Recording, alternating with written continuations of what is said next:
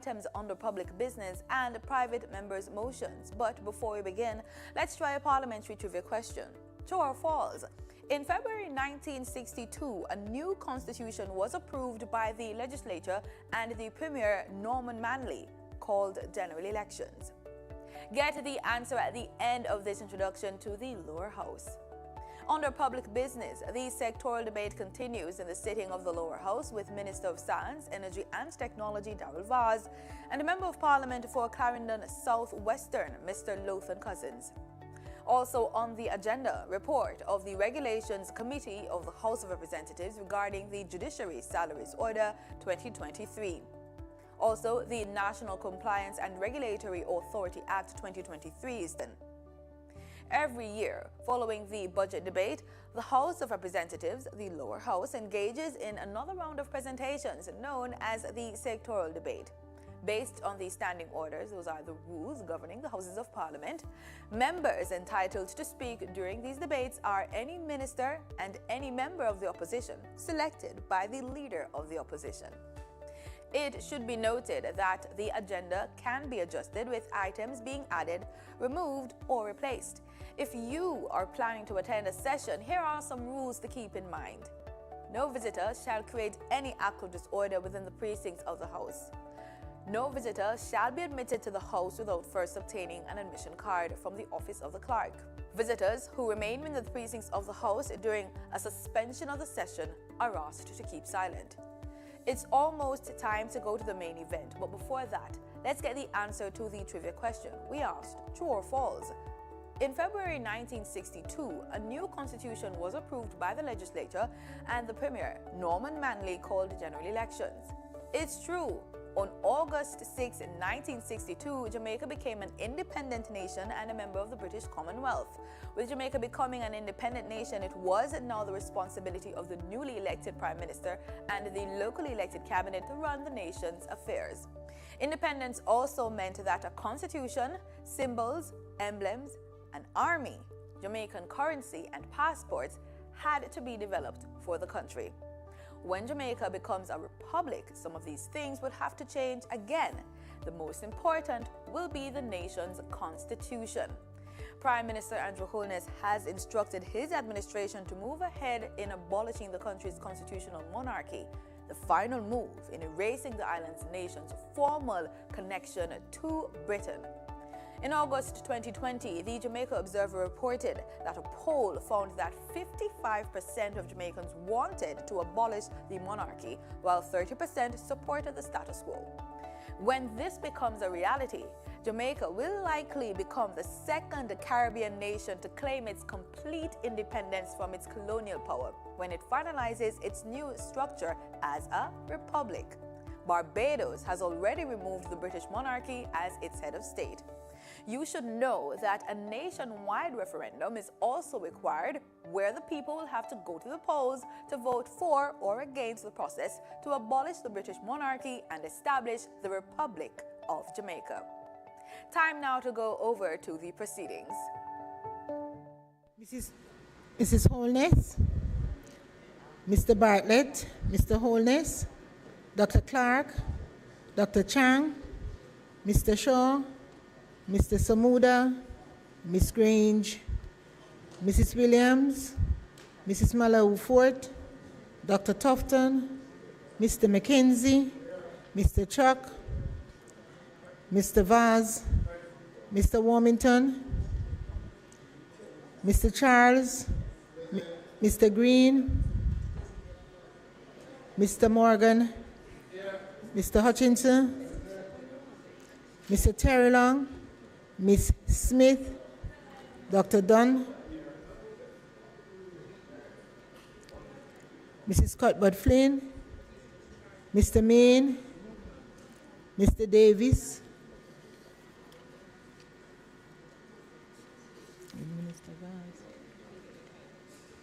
Mr. Vaz, Mr. Witter, Mr. Brown, Dr. Brown-Burke,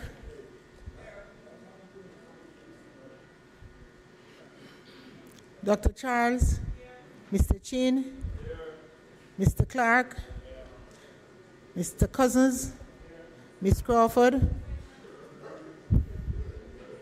Miss Daly, Miss Davis, Mr. Golding, Mr. Graham, Dr. Guy, Miss Hamilton, Miss Hannah, Mr. Henriquez, Mr. Henry, Mr. Hilton, Mr. Jackson, Mr. Lawrence, Miss Lee, Mr. Miller, Mr. Montague, Miss Morrison, Mrs. Nita Garvey, Mr. Paulwell, Mr. Phillips, Dr. Phillips, Mr. Robertson, Mr. Robinson, Mr. Siblist, Mr. Slowly, Mrs. Vaz, Dr. Wheatley, Mr. Williams,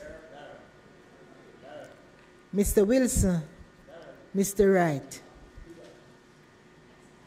Mrs. Vaz, Miss Grange.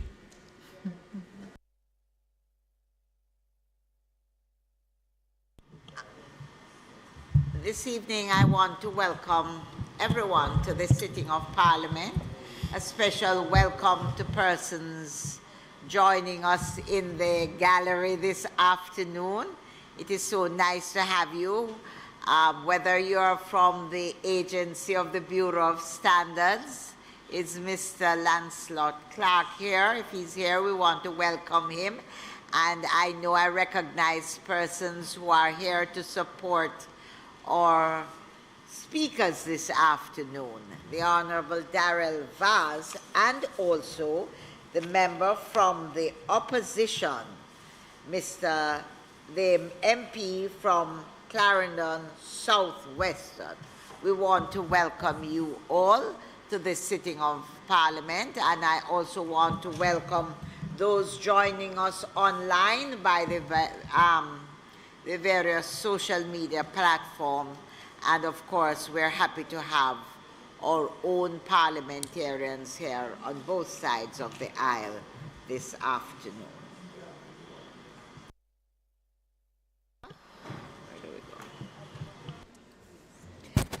Madam Speaker, today it is our intention to continue the sectoral debate with contributions from the following members: the Honorable Darrell Vaz, Minister of Science, Energy and Technology, and Member of Parliament for Portland Western, and Mr. Lothian Cousins, Member of Parliament for Clarendon Southwestern.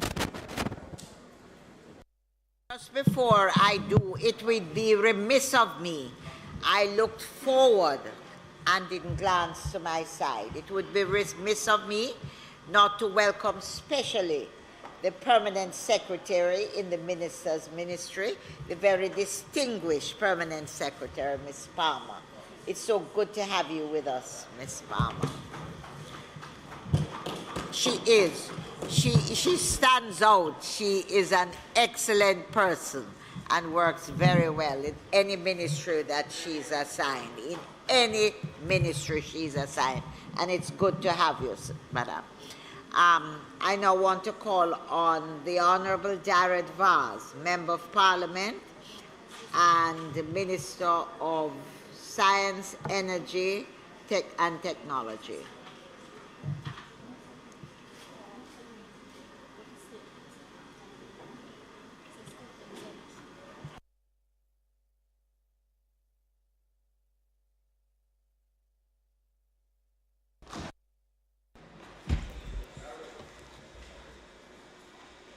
Thank you very much, Madam Speaker.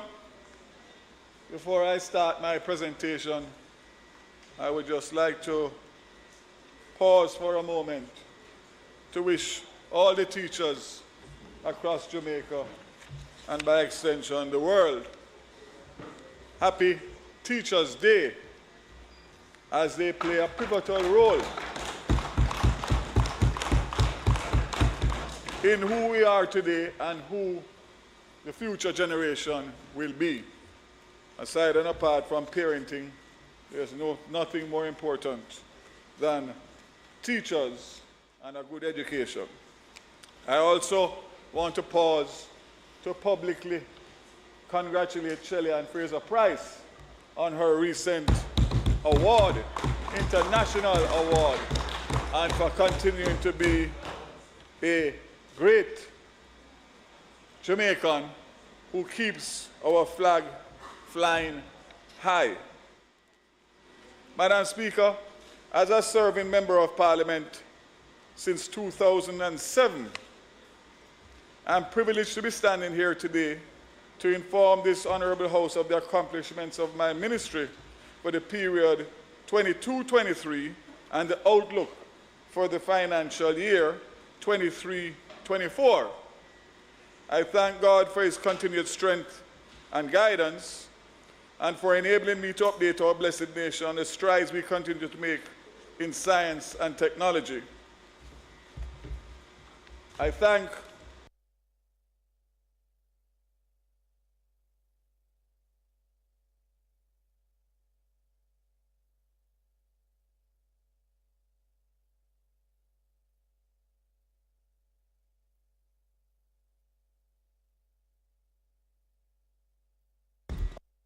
repeat. The unconditional love and support of my dear wife and colleague member of Parliament, Anne-Marie, my 5 children, and of course, most importantly, my 2 granddaughters, Chelsea and Addison. For those of you who thought that I look so young, that I wasn't of age to have grandchildren, I do. Indeed, they're a large part of who I am and why I'm here today. I make special mention of my highly capable and dedicated colleagues of the Cabinet, and in particular, our modern leader, the Most Honorable Andrew Holness, for his foresight, wisdom, and empathic leadership. To the people of my beloved constituency, West Portland, and by extension, the parish of Portland, I say thank you for entrusting me to represent you for the last 13 years, and I look forward, despite all the challenges, to doing so for many more years to come. I wish God's richest blessings on my councillors,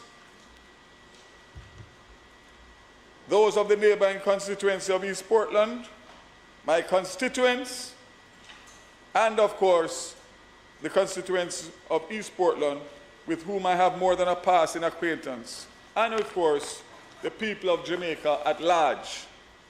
I thank my permanent secretary for the steadfast guidance and support over the years. The team at the Ministry of Science, Energy and Technology, and the agencies, I say thank you for your hard work and dedication, and always grateful for your support, especially of the board members and my special advisors, Paris Leo Aye, Wayne Chen, Keith Duncan, and the Honorable Michael Lee Chin, who give up their time and their talent in contribution to the plans and achievements on which... Bring the big something now. Bring the microphone.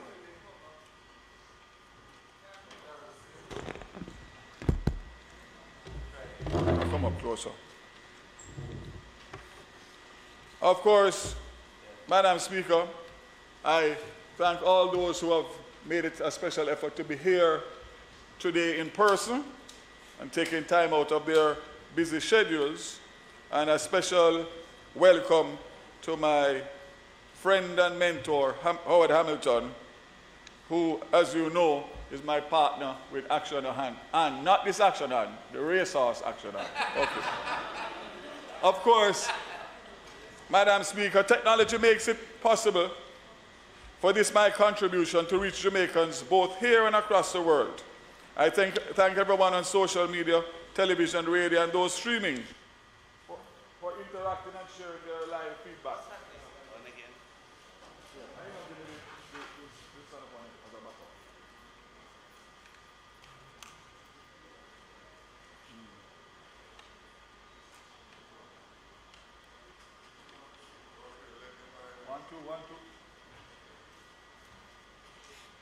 1, 2, 1, 2. Testing, testing. Okay, that sounds good. I have 2 instead of 1. Of course, Madam Speaker, technology, as I said, makes it possible for the contribution to reach all Jamaicans, and I thank them for that. Madam Speaker, my mantra and mission this fiscal year will be pursued under the theme Jamaica, an innovation nation, engaging technology, empowering our people, enabling our country. It's a theme that gives us a very clear picture of the immense opportunities for development that exist in science, energy, and technology for the ultimate benefit of the Jamaican people. This people-centered approach aligns with the Prime Minister's overarching theme, from vision to reality, nurturing seeds for peace, opportunity, and prosperity. In addition, Madam Speaker, in the spirit of a truly cohesive and unified government, my contribution aligns further with our Minister of Finance blockbuster budget contribution, preserving, increasing, and sharing the gains of economic recovery. Before I delve into my contribution, Madam Speaker, I'd like to take the opportunity to inform the member from East Kingston and Port Royal that I have listened keenly to his concerns, and I will be addressing them as I make my contribution this afternoon. We share an excellent relationship, a friendship, and we do so in the path of a better Jamaica. And I enjoy working with all of my opposition colleagues, especially those who have portfolio responsibilities that align with my ministry. I will pause here to say, though we have had some rough waters in the past, through the assistance of my no-nonsense permanent secretary, I've been able to continue the work that my colleagues, Minister Fable Williams and former Minister Andrew Wheatley, started. Steadying the ship, putting a permanent stop to the bad management, instability, and neglect that sought to overshadow the energy sector, which by all accounts now is on a solid footing. By all accounts, the energy sector is now on a solid foundation. And I pause again, Madam Speaker, because you know the truth of the matter is that it is no secret that when I was assigned this ministry, it was under a cloud. There was negative perception out there. And it was thought, and I see Julian looking at me intently, that it would continue. And I can stand here proud to say that in the 3 years that I have been minister of this very, very, very important ministry, that there has not been one adverse report, not one adverse commentary in relation to the ministry and the agencies that fall under me. And I do feel proud because, as you know, that it's a very significant thing. And I can say without fear of contradiction that my permanent secretary reminds me of my prep school teacher, headmistress, Daphne K. Vidal-Smith. I don't know if anybody here is, James would know, who was a no-nonsense lady who has really made me who I am today. She used to have a cane named Mr. Tickler. And believe you me, she tickled me often.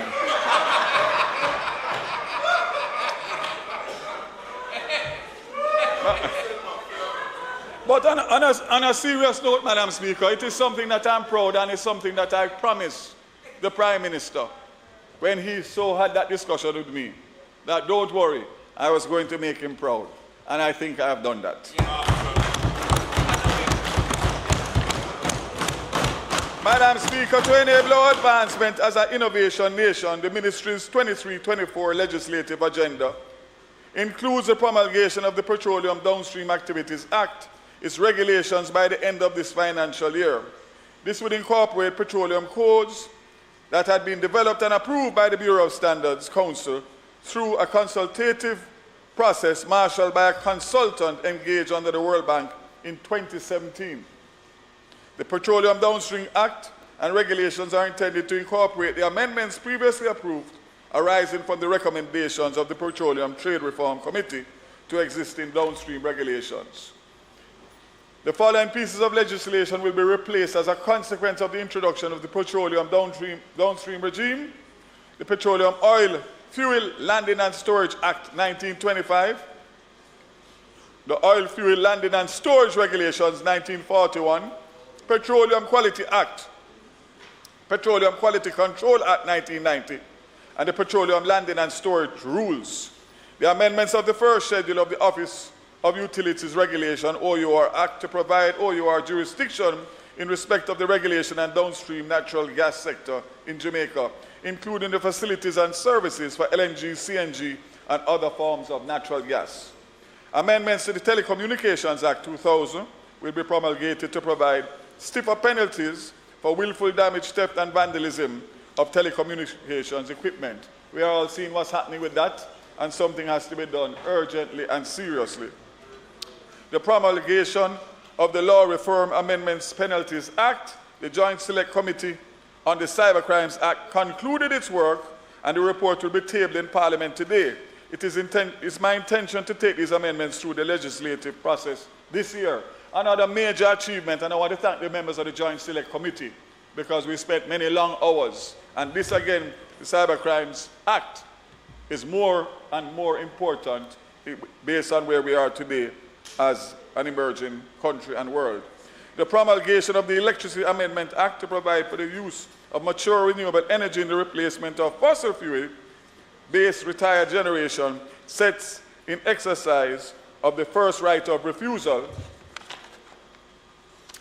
Madam Speaker, with Jamaica's position as an innovation nation, the Ministry has ensured that its budget was crafted against the backdrop of critical developments in the energy sector.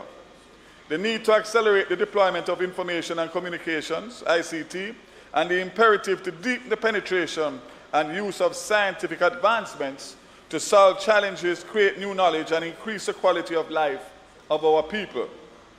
The Ministry has done significant work following the table of the new STNI policy last year, where sensitization of various stakeholders continued to take place to drive the acceptance and support of the objective from the policy, which will ultimately lead to the rapid increase in our socio-economic growth development. In this regard, the Ministry in the fiscal year will continue the popularization of science. Every Jamaican should understand the impact of science on their everyday lives. In this way, we engage, empower, and enable more Jamaicans to take advantage of the new dynamic opportunities that are emerging in the fields of agriculture, biotechnology, digital analytics, electronic engineering, and many other economic activities. Support the growth and development of micro, small, and medium-sized enterprises in meeting voluntary and regulatory environmental and food safety standards.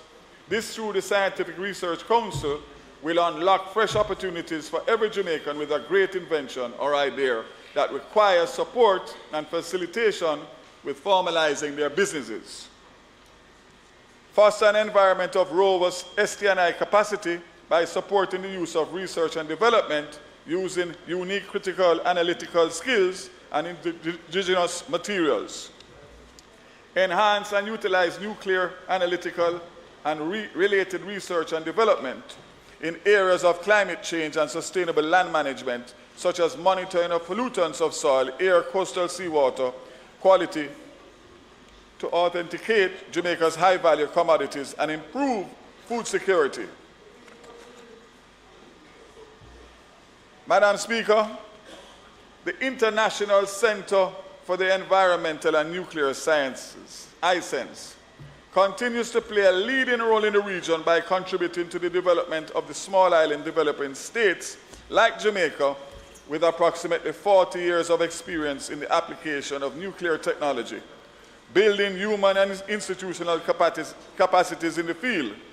ICENS is also the lead institution for a regional International Atomic Energy Agency project on building capacity and sustaining the national regulatory bodies, thus ensuring the safe application of nuclear technology across the 13 CARICOM member states.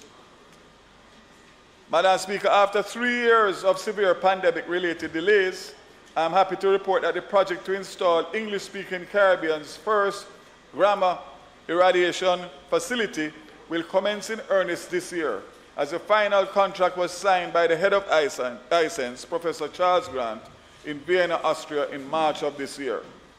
In the short term, the facility will be integral in two major international atomic energy agencies, technical cooperation projects that are of vital concern to the country in collaboration with the SRC, the Ministry of Health and Wellness. In the long term, the introduction of gamma ray technology will be applied to other segments of the agricultural and health sectors. Madam Speaker, for the last 40 years, we have been leading the region with the safe use of nuclear science. We are using nuclear science in health agriculture today, and in short order, we'll be engaging our citizens on the value that nuclear science, clean energy, could bring to our nation states. Madam Speaker, this is how we innovate our nation to empower the people. I will pause, Madam Speaker, to say that based on the three portfolio responsibilities, science, energy, and technology, I think that this probably is one of the first times that a minister has started with science, because science is not as sexy as energy and technology. But I wanted to emphasize the importance of science and emerging sciences in relation to the world that we live in today, especially coming out of the pandemic and pre-pandemic, because science is what is going to show us and give us early signs and warnings of what is to come in the future.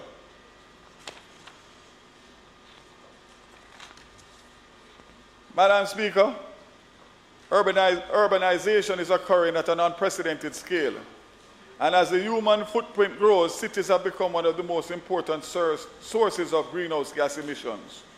While we acknowledge that Jamaica is not a leading offender with greenhouse gas emissions, the country must make its contribution to a cleaner environment in order to address the effects of climate change. In our response to these challenges, we see opportunities. As such, the ministry has been working on the development of a real-time sensory network that will form part of a wider smart city concept that will allow us to quantify this fiscal year greenhouse emissions and other environmentally malignant components in terms of time, space, and functional data. For example, what fuel is being burned and what technologies are contributing to the emissions. The information system is a powerful visualization tool with numerous benefits, including the generation of robust data for better understanding of carbon cycling and to support the decision-making of our policymakers. The work is supported in part through grant funding by the Bureau of Oceans and International Environmental and Scientific Affairs of the U.S. Department of State. Madam Speaker, this year, $834.939 million has been allocated to research and development, which is 47 million or 6% more than the 2023 allocation. While we are not yet at a target of 1.5% of our GDP being allocated to R&D, implementing the objectives of the STNI policy will put us well on our way.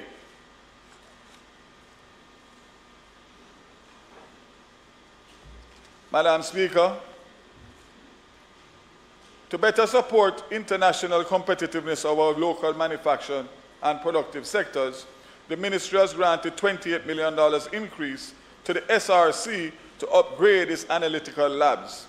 These labs have seen over 13,200 analyses conducted to date and have been a successful reaccreditation to the ISO IEC 17025 standard in November 2022 for 21 food, 2 non-steroid pharmaceuticals, and 17 environmental tests.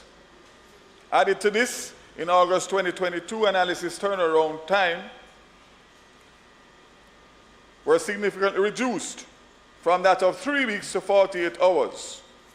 More quantitative methods for the analysis cannabis mushrooms were also added to the scope, making the SRC the first entity to do so in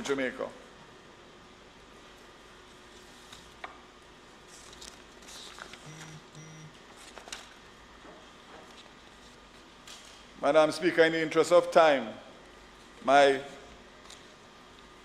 text has everything in it, but I want to try and stay as close to the time allowed, because if not, I'd be here for 3 hours.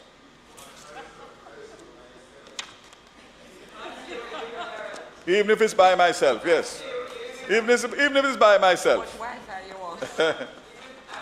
Madam Speaker, you know, Wednesdays are not a known day for a good turnout on Parliament, because obviously Tuesday is the big day, and then on Wednesday so many people can't make it in from the country, especially those that represent deep rural constituencies.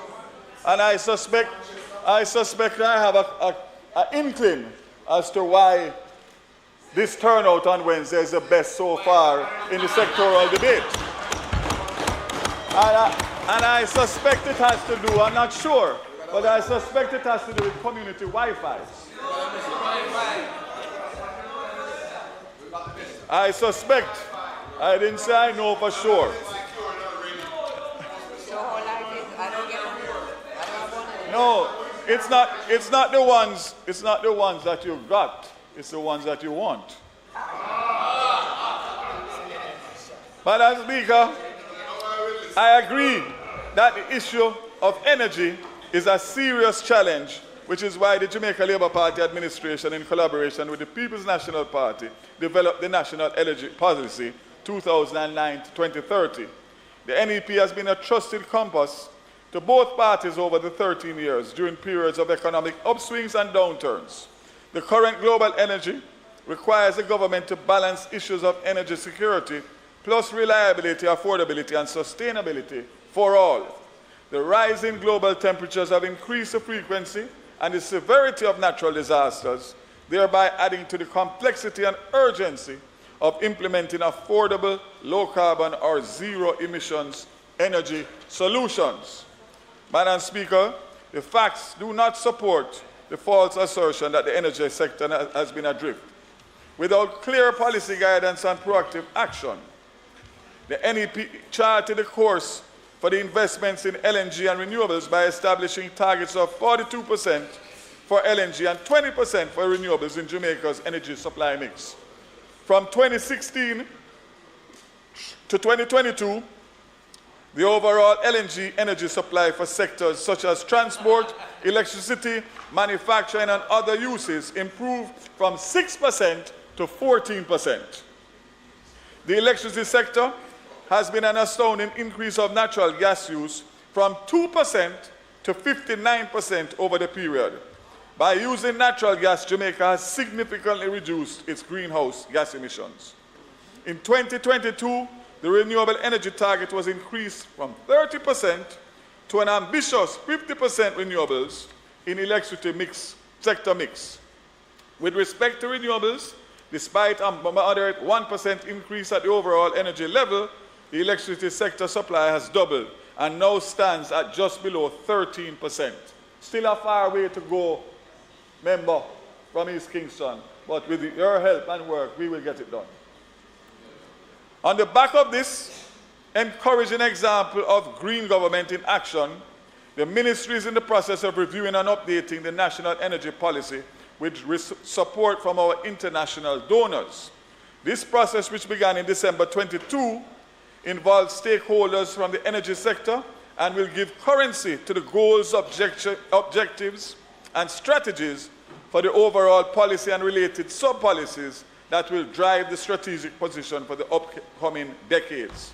In addition, the government of Jamaica continues to lead by example on diversification of Jamaica's energy sources, use for transport, through the JUTC phased acquisition of over 200 electric buses over the next 3 years. And Madam Speaker, it is a directive by no other than the Prime Minister that the government fleets in all the ministries and agencies also start to transition to electric vehicles. Madam Speaker, Jamaica does not intend to be left behind, nor do we intend to be a dumping ground for combustion engine, and as such, highlighted in the Prime Minister's budget presentation, the government will be removing the restrictions on the importation of a wide range of electric vehicles, including electric motorcycles.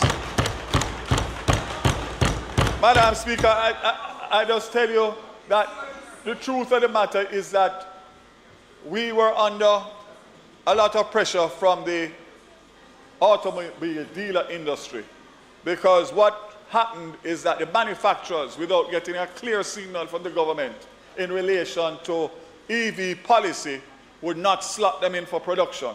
So we were being left behind. And thankful to the chair of my working committee, EV working committee, Wayne Chen, and the stakeholders in the industry, we were able to put together and announce a policy. And the final policy document is being finalized within the next few months. Madam Speaker, more recent changes in the global energy sector have contributed to the increase in the rate of adoption of electric vehicles and buses to further the decarbonization of vehicular transport and accelerate the energy transition within the transport sector. As I said, the first draft of the National Electric Vehicles is being developed in keeping with the strategic framework for electric vehicles and the fiscal incentives which were approved by Cabinet in May 2022. And I see my colleague, Minister of Finance, coming in, and I want to pay special respect to him for working, his ministry working with us on the EV strategic policy framework. The policy which is geared towards the supporting of the goal and improved energy efficiency, use of energy in the transport sector to promote e-mobility and a cleaner environment, seeks to provide the overarching framework for the associated ecosystems through a three-phase strategy that comprises public awareness, alternative mobility options, and local adoption. The ministry is working aggressively to have this policy completed by June of 2023. With more Jamaicans already making the environmental conscious decision to go green, the government is optimistic that we will exceed our EV up target by 2030. We congratulate those environmentally conscious. You shouldn't talk about green, you know. Not today. After what happened the other day, green is not a good color for you. Madam Speaker, we congratulate those environmentally conscious motor vehicle dealers and purchasers for being among the early adopters of this electric vehicle policy. Madam Speaker, I now move to what could be a controversial issue if it is not explained properly. And that is what I'm going to try to do as a start to a public conversation that will continue and consultations. Madam Speaker, there's a popular maxim that says, whenever there's a shift in the dominant source of energy, there's also a shift in economic power. Right now, there's a shift occurring away from fossil fuels, which continue to cause enormous harm to mankind and our planet. Experts agree that our current trajectory in carbon emissions is unsustainable and will lead to disastrous consequences. And that shift is moving towards nuclear energy, which is the cleanest and safest energy source available globally. Recent geopolitical concerns, such as Russia's war with Ukraine and the OPEC oil production cuts, have intensified the pace of the global nuclear renaissance that the world is undergoing today. Countries around the world are in increasing agreement that deployment of nuclear energy is the most effective way to enable them to create energy security, address their increased electrification needs arising out of expanding populations, and reduce their carbon footprint. Furthermore, experts agree that nuclear energy will be the only way for the countries to move to net zero carbon, as nuclear energy is the only source that can serve as baseload power for countries to make that transition. As a result, many countries are now accelerating their peaceful nuclear energy programs and amid today's nuclear renaissance. If Jamaica does not join the rest of the world in pursuit of building its own nuclear energy capabilities, once again we will be left behind. Historically, large nuclear plants have been in reach of only a handful of countries given the cost. complexity, and the time associated with undertaking these mega infrastructure projects. Even in the case of Jamaica,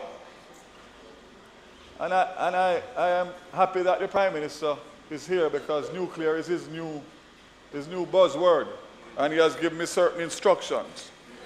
Given these challenges, the nuclear industry has accelerated its effort to introduce small modular reactors and micro modular reactors, which are significantly cheaper, safer, and quicker to build and deploy.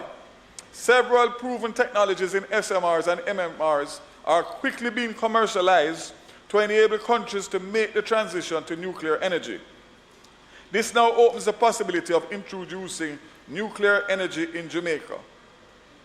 The broad applications of SMRs are particularly interesting as they can be used to produce grid power for small and remote communities, heat energies for industries, and hydrogen as a clean fuel source. Additionally, these smaller cost-effective reactors can be added incrementally to match energy demand without the financial burden of constructing a large nuclear power plant. It is important for us to recognize the broader benefits of incorporating a cost-competitive energy source, such as nuclear energy, as our dominant source of energy.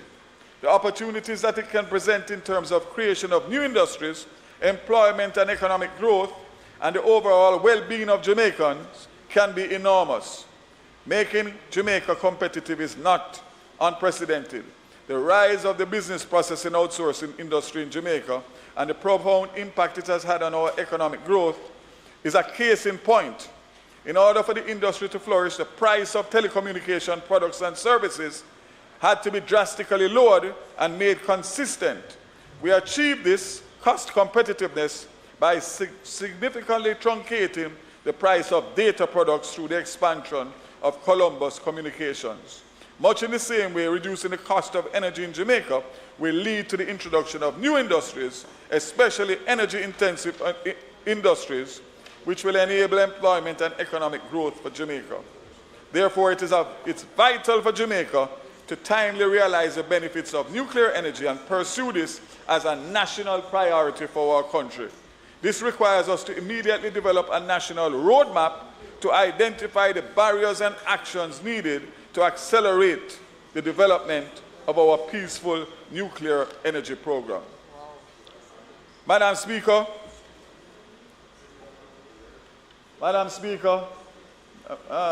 Minister of Finance, this is interesting for you, sir. Madam Speaker, you will recall that the generation procurement entity is a successor to the electricity sector enterprise team, which was established in 2014 to lead and manage the procurement process for the additional capacity to the national grid and to implement a program to replace base load generation capacity with efficient ones. It's important that I spend a little time and give you the history because of the importance of this particular part of the presentation. The GP was created in law by provisions in Section 20 of the Electricity Act 2015 to replace ESET. One of the key functions of the GPE is the initiation, administration, and management of the procurement of new generating capacity to the system by means of competitive bidding process. The GP was appointed by Cabinet under my stewardship on December 7th, 2020. So I became Minister September 2020. So in a matter of a few months, Cabinet, under the chairmanship of Lennox Elvey, immediately set out to inform itself of its mandate as well as develop various documents in discharge of their statutory function. Two key documents are the rules and protocols for its operation mandate and the procurement documents to execute the functions of their mandate to procure new generation capacity for the energy sector. These two areas of work were supported, and we are thankful, by the technical assistance from the Inter-American Development Bank and the World Bank. During this period, the GP has secured its first member of technical staff, it should be noted that the staffing for the GPE now needs to be built out. Nevertheless, Transaction Advisors Global Renewable Mass Adoption Program, GreenMap, have been engaged to give support to the GPE. This was recommended by the IDB and comes to us at no cost. And just today I received a letter asking for a meeting next week so they could actually brief me, and I will pass it on, member, in relation to the next steps in relation to their consultancy. So, Madam Speaker, Prime Minister, I am delighted today to inform this Honourable House, and by extension the nation and all of those persons who have been waiting so long and so many years, and the world at large, that the advertisement for the expression of interest for the supply of 100 megawatts of energy generation from renewable energy, base power generation facilities on build, own and operating basis has been published. Therefore, Madam Speaker, I invite all qualified entities to apply. This is the first such tranche under this arrangement. It is likely, and I'm still to be guided by the GPE, that it will happen in 2 tranches. So originally the IRP1 was for 268 megawatts. So if we use that as an indicator, it would mean that 100 now with a second tranche of 168 to come. Madam Speaker, this procurement will seek to increase the current installed capacity for renewables, and Cabinet gave the directive that any retiring fossil fuel generation plant should be competitively replaced by mature renewables, which supports the thrust to achieve 50% electricity generation using the mature renewable energies by 2030. Madam Speaker, this is how we innovate a nation and empower our people. It is a game changer, not only for us here today, but for generations to come.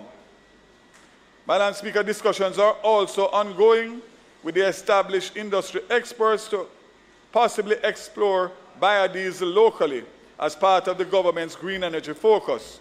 The ministry has earmarked funds from a 33 million spend on policy development, banning incandescent light bulbs, to include work on policy development for biodiesel. Madam Speaker, I now turn to updating the Honourable House on the government's progress on implementing a viable waste-to-energy model. In 2016, the Integrated Solid Waste Management Enterprise Team was established by the Prime Minister through the Development Bank of Jamaica, mandated to oversee the development of the business model and a public-private partnership framework for the divestment of operational responsibilities for waste management to the private sector. This was based on a pre-feasibility study conducted between 2016 and 2017, and this activity considers the modernization and technological opportunities to be gained from the introduction of the energy from waste infrastructure to convert waste to energy, waste to electricity, sorry. I recently saw an invitation for a meeting just tomorrow that the Prime Minister is hosting on this very matter, so I'm sure that updates will be forthcoming after that meeting in terms of timelines and where we are. Madam Speaker, Cabinet approves the phase-out of the standard incandescent light bulbs in September 22, which became effective on April 1st, 23. This is consistent with CARICOM's Energy Minister's agreement to phase out the import and sale of incandescent light bulbs within the region. Madam Speaker, policy development around the incandescent bulb ban will further be supported from a part of a $33 million spend that includes policy development for biodiesel and incandescent light bulb. The phase-out of the incandescent bulbs will ground the development of more energy conservation and energy efficiency behaviors and promote the switch to more energy-efficient lighting technologies.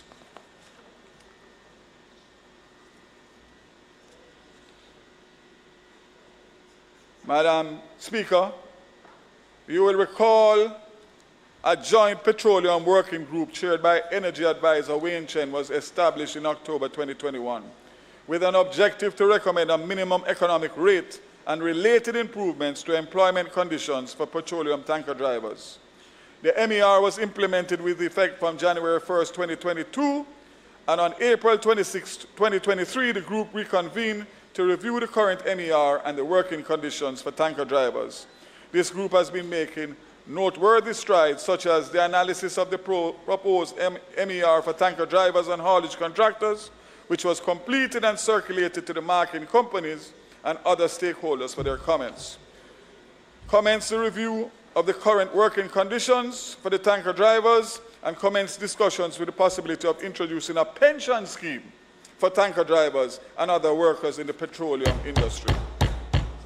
Madam Speaker, in September 2022, the LPG working group, also chaired by Wayne Chen, was established to address issues related to the handling, collection, and surrender of empty cylinders used for packed liquefied petroleum gas.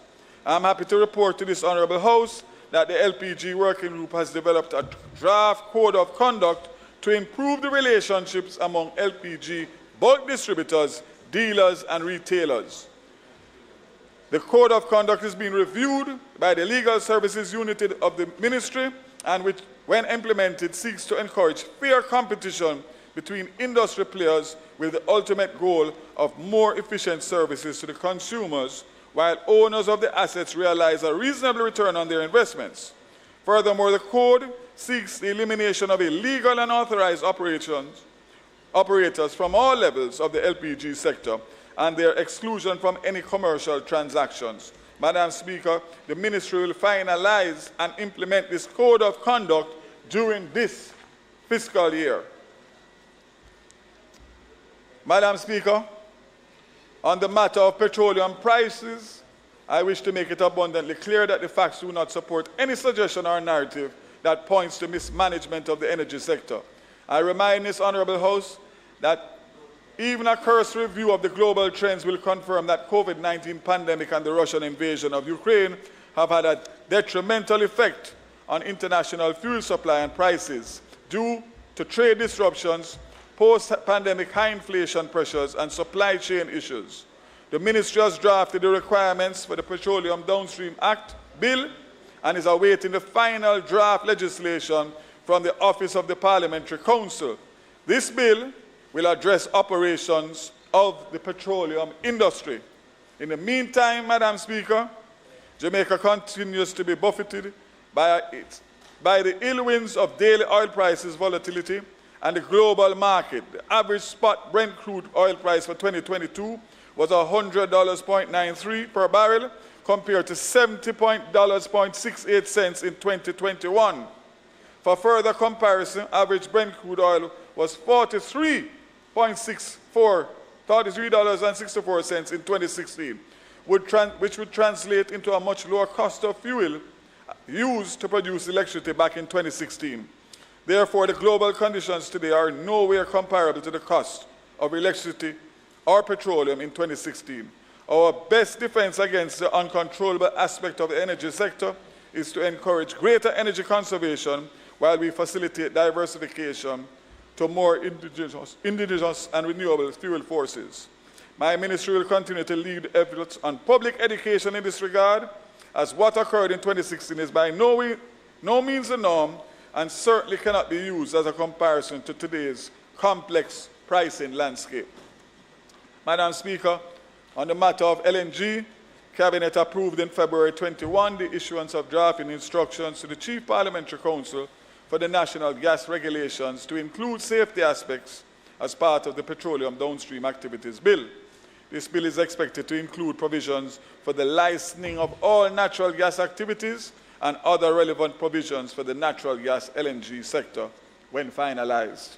In response to the queries raised, it is noted that the Ministry undertook a comprehensive search of its records, and a similar exercise was undertaken by the Office of the Cabinet. Neither has located any previous policy positions or draft regulations regarding cost sharings of future companies on LNG.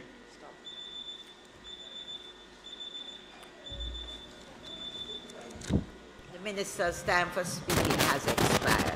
Madam Speaker, I now ask for the Minister to be given an additional 15 minutes How much? or so to complete his presentation. Members, the question before the House is that the minister be given an additional 15 minutes to complete his presentation. Those in favor? Those against? The ayes have it, Minister. Thank you very much, House Leader and House Speaker. It is obvious to me that the acting House Leader doesn't need any more Wi-Fi, community hotspots. So I will pass that on to the, I'll pass that on to the USF. As a matter of fact, I'm now thinking I'll give the Minister of Finance yours. Madam Speaker, on a more serious note, and I want the attention of my colleagues on both sides. On the subject of the replacement of the 171.5 megawatts of power capacity via the JPS's aging power generation plants, Cabinet has given its approval for their replacement under the right of first refusal to be replaced as best practicably by mature renewable sources. The Ministry notes the JPS's intention to deepen its renewable footprint via replacement of these retiring plants with mature renewable. In this regard, Cabinet has also given the approval for the amendments to the Electricity Act to enable JPS to replace its retiring capacity with renewables. And I want to pause there because the current act would have meant that they would have had to change like for like, or a mixture, but they would not get back to the 171.5 if it was a mixture. So therefore, proactively, when that was raised with me, I immediately went to Cabinet to say that this is counter to what we are trying to do in terms of renewables. So we have to amend it because it would be ludicrous to replace like with like while we have a 50% renewable by 2030. And thankfully, my Cabinet colleagues saw it as a no-brainer. And therefore, we are able now for JPS to provide the replacement using renewables and not losing any megawatts. Madam Speaker, on another sensitive issue of energy, electricity theft is a recurring and growing threat to the electricity grid and to a greater extent public safety. The Ministry has concluded with the assistance of the USAID an energy loss independent report that outlines next steps that include the development of a national electricity loss reduction plan for Jamaica, which includes energy efficient initiatives, communications, empowerment, and most importantly, enforcement. I want to use this forum in the People's Parliament to make a special and urgent appeal to those persons who are stealing electricity to cease and desist. The risk to life and property is simply not worth it. Your government is working to reduce the cost of electricity while we assist more Jamaicans with cost-effective ways to regularize their electricity supply. And I want to again pause, and we have had this discussion with the PM and the Minister of Finance. The government has a moral responsibility, and we have talked about it for long enough. But what I can tell you definitively is that it is going to take a significant amount of allocation of government funds to comprehensively deal with this problem. It's not a Band-Aid. It's not a Band-Aid situation. Because the fact of the matter is the best efforts that are being made using technology, you can actually track. You can stay in JPS office and see when the operation takes place and see the meter go down. And within 3 hours of the operation being concluded, at great risk to life and property, not even police can go in some of these areas, you see it go right back up. And we have a political responsibility, all of us, especially in the areas that are being, to comprehensively deal with it starting and setting the example by government. So I know it's on the Prime Minister's radar, I know it's on the Minister of Finance, but it will be a significant amount of money that will have to be allocated to support any plan that is going to take place. But we are committed, obviously, fiscal space availability to really take this report and to start to implement it and work in tandem with everybody to deal with it. Well, we are in the midst of the Electricity Act, as you know, so we hope to conclude, and that's a big part of the discussion. Madam Speaker, United States Agency for International Development, USAID, which I, again, must say is playing such a critical role along with other multilaterals in MSET, in all different aspects, science, energy, and technology, have been working with the Non-Technical Loss Working Group, which is comprised of reps from the Ministry, JPS, Jamaica Social Investment Fund, OUR, Ministries of Justice, Finance, and Public Service, and Local Government and Rural Development. The USAID has supported the working group in their preparation of policy concept notes to change the culture that is driving this complex problem of electricity theft. The program is a component of the Strengthening Utilities and Promoting Energy Reform Task Order funded by the USAID. This is significant, members. In 2022, Jamaica's level of non-technical losses accounted for 20% of the electricity generated. So what that means in real terms is that every one of us in here and every customer legal customer of the Jamaica Public Service is paying for this 20%. This 20% equates to tens of millions of US dollars, not Jamaican dollars, United States dollars. This is among the highest in the region. 70% of the loss result from electricity theft. The working group met quarterly to define strategic policies aimed at eliminating losses through improved loss management, metering infrastructure, and supplementary financing. If successful, the policy initiatives categorized under the 4 thematic areas could reduce electricity rates by 8.7% or more. Can you imagine getting a bill with 8 to 10% less just based on this alone? It is used especially for those who are on the minimum wage or on that spectrum. So, Madam Speaker, who said that? You're a doctor. Well, you're a doctor, a medical doctor. How do you know about that? Madam Speaker, to further support the reduction of the non-technical losses, I am happy to report that another study funded by the Inter-American Development Bank was completed in September 22. So guess what, Madam Speaker? We have 2 studies, but it's time to stop studying. It's time now to move now to implementation to be able to deal with this matter.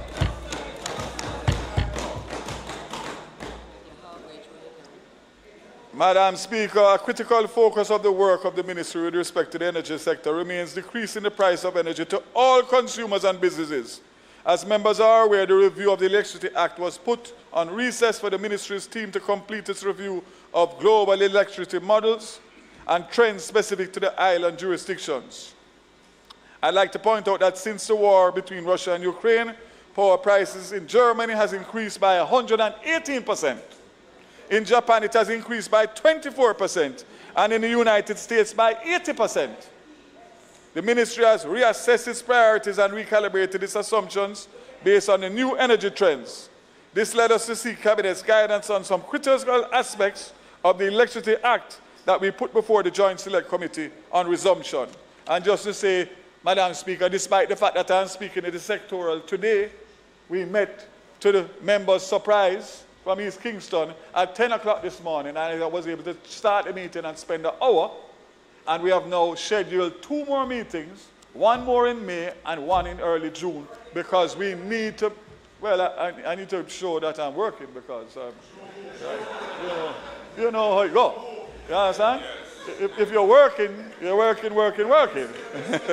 So, Madam Speaker, we have finished the cybercrime. We have finished We have finished. I chair 2 joint select committees. The cyber crimes, which member Robbins, well, if absent, we concluded that, and because of the pause on the Electricity Act for a few months last year or summer, we are a bit behind, but we're going to catch up. So in essence, what I'm saying is that we want to conclude the Electricity Act, which is another critical review, and that I'm hoping to do by June. So therefore, it would mean that those 2 now would come to Parliament. Table. One is being tabled. One is being.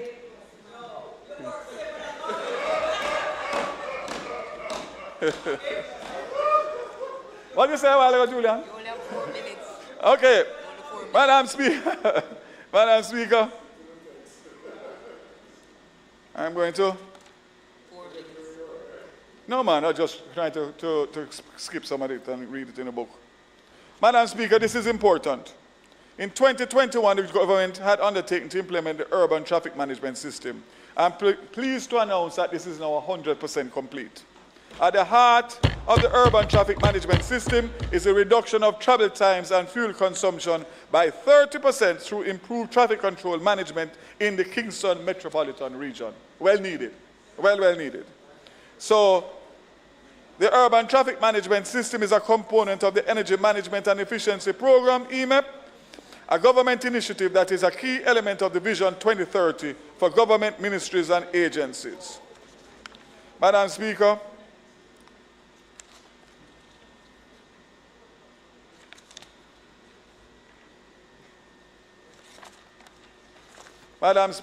I'm going to now move to technology, as I still have quite a bit to tell you about the energy sector, but as I said before, I'm sure that my colleagues will get the booklet and be able to, you notice how much pages I'm having to skip?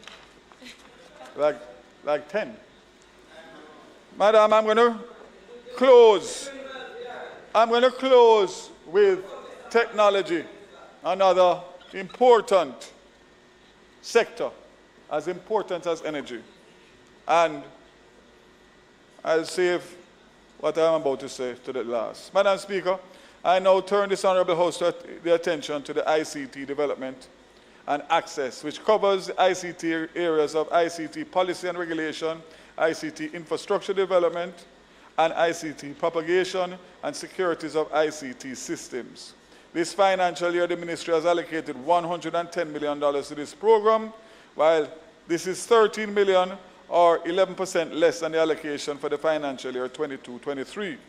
The reduction in budgetary support is attributable to the one-off payments that were made for the procurement of laptops for teachers and part students, and also operational support to the Universal Service Funds projects.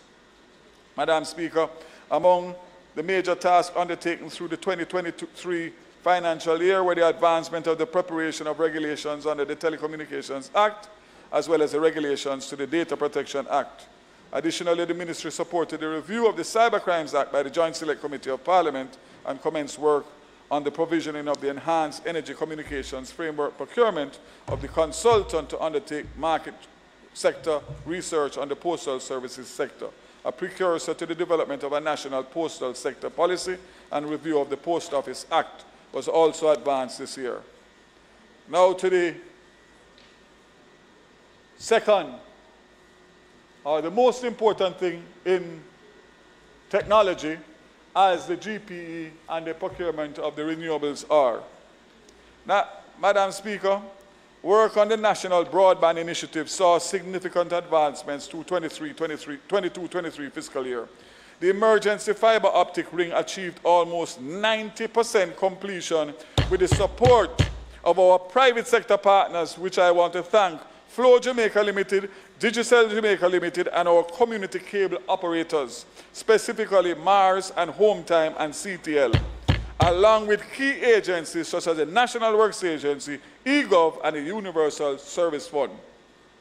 Approximately 180 and 18 high bandwidth public educational institutions were connected via this fiber optic cable during the fiscal year, bringing the total numbers of schools connected to date to 180 institutions across Jamaica in 8 parishes. Madam Speaker, we have connected 13 schools in Clarendon, 18 schools in Manchester, 16 schools in St. Elizabeth, 13 schools in Westmoreland, 9 schools in Hanover, 11 schools in Trelawney, and 70 schools in the Kingston metropolitan region.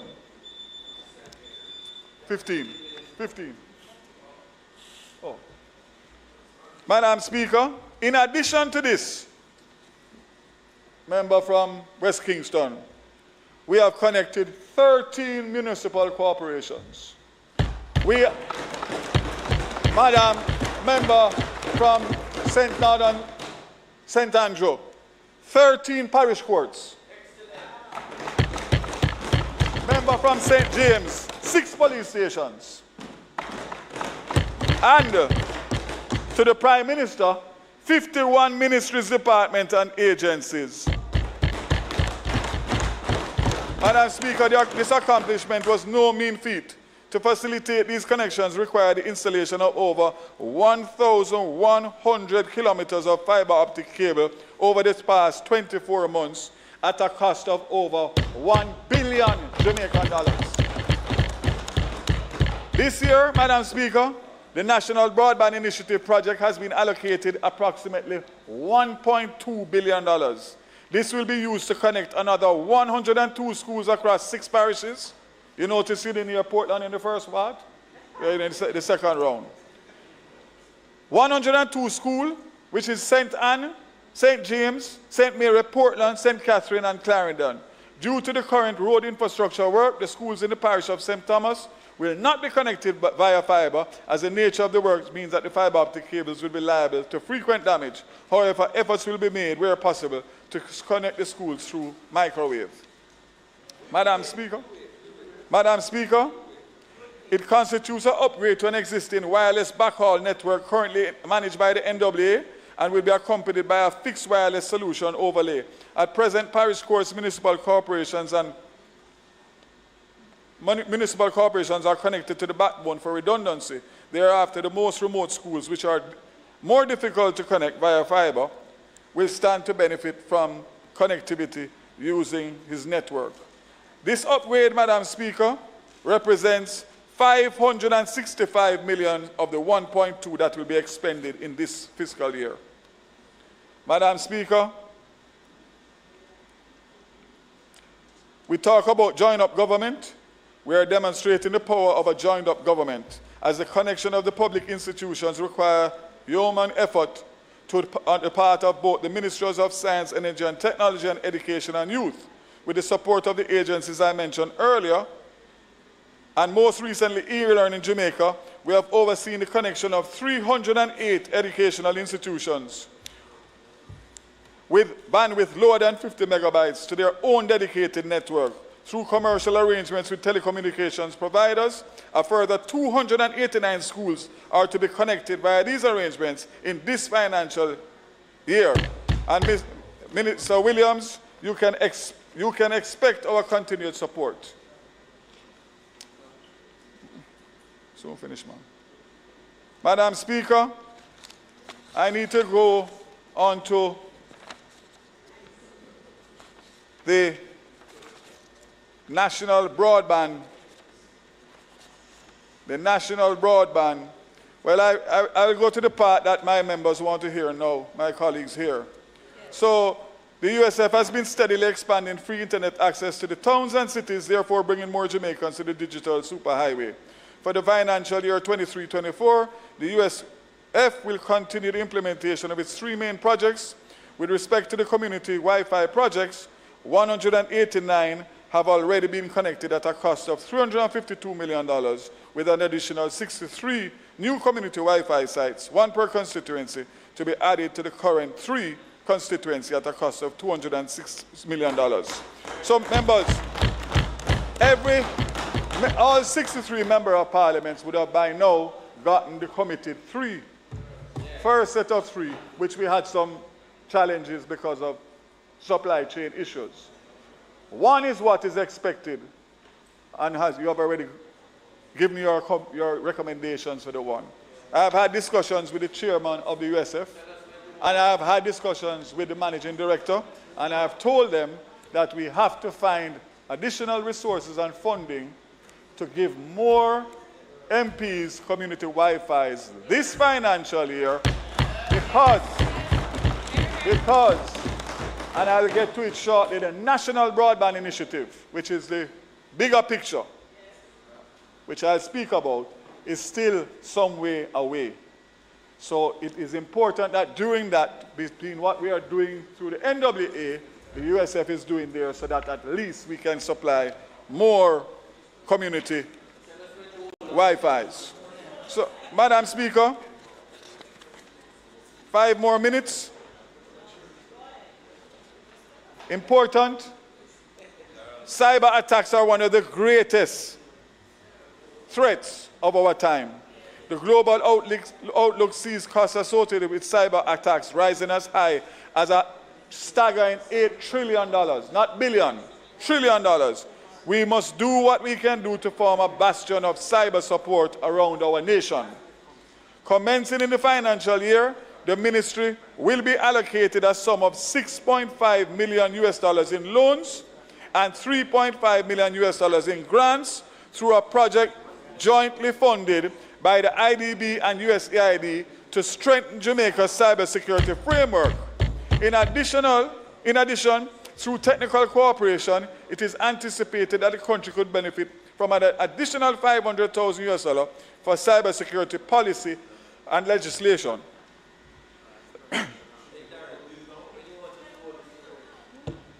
When I finish, all those who want another Wi-Fi, hold up your flag. Not now, when I'm finished. When I'm finished, you hold it up. Oh, nice. Oh, yes. Okay. Turn it on the right side.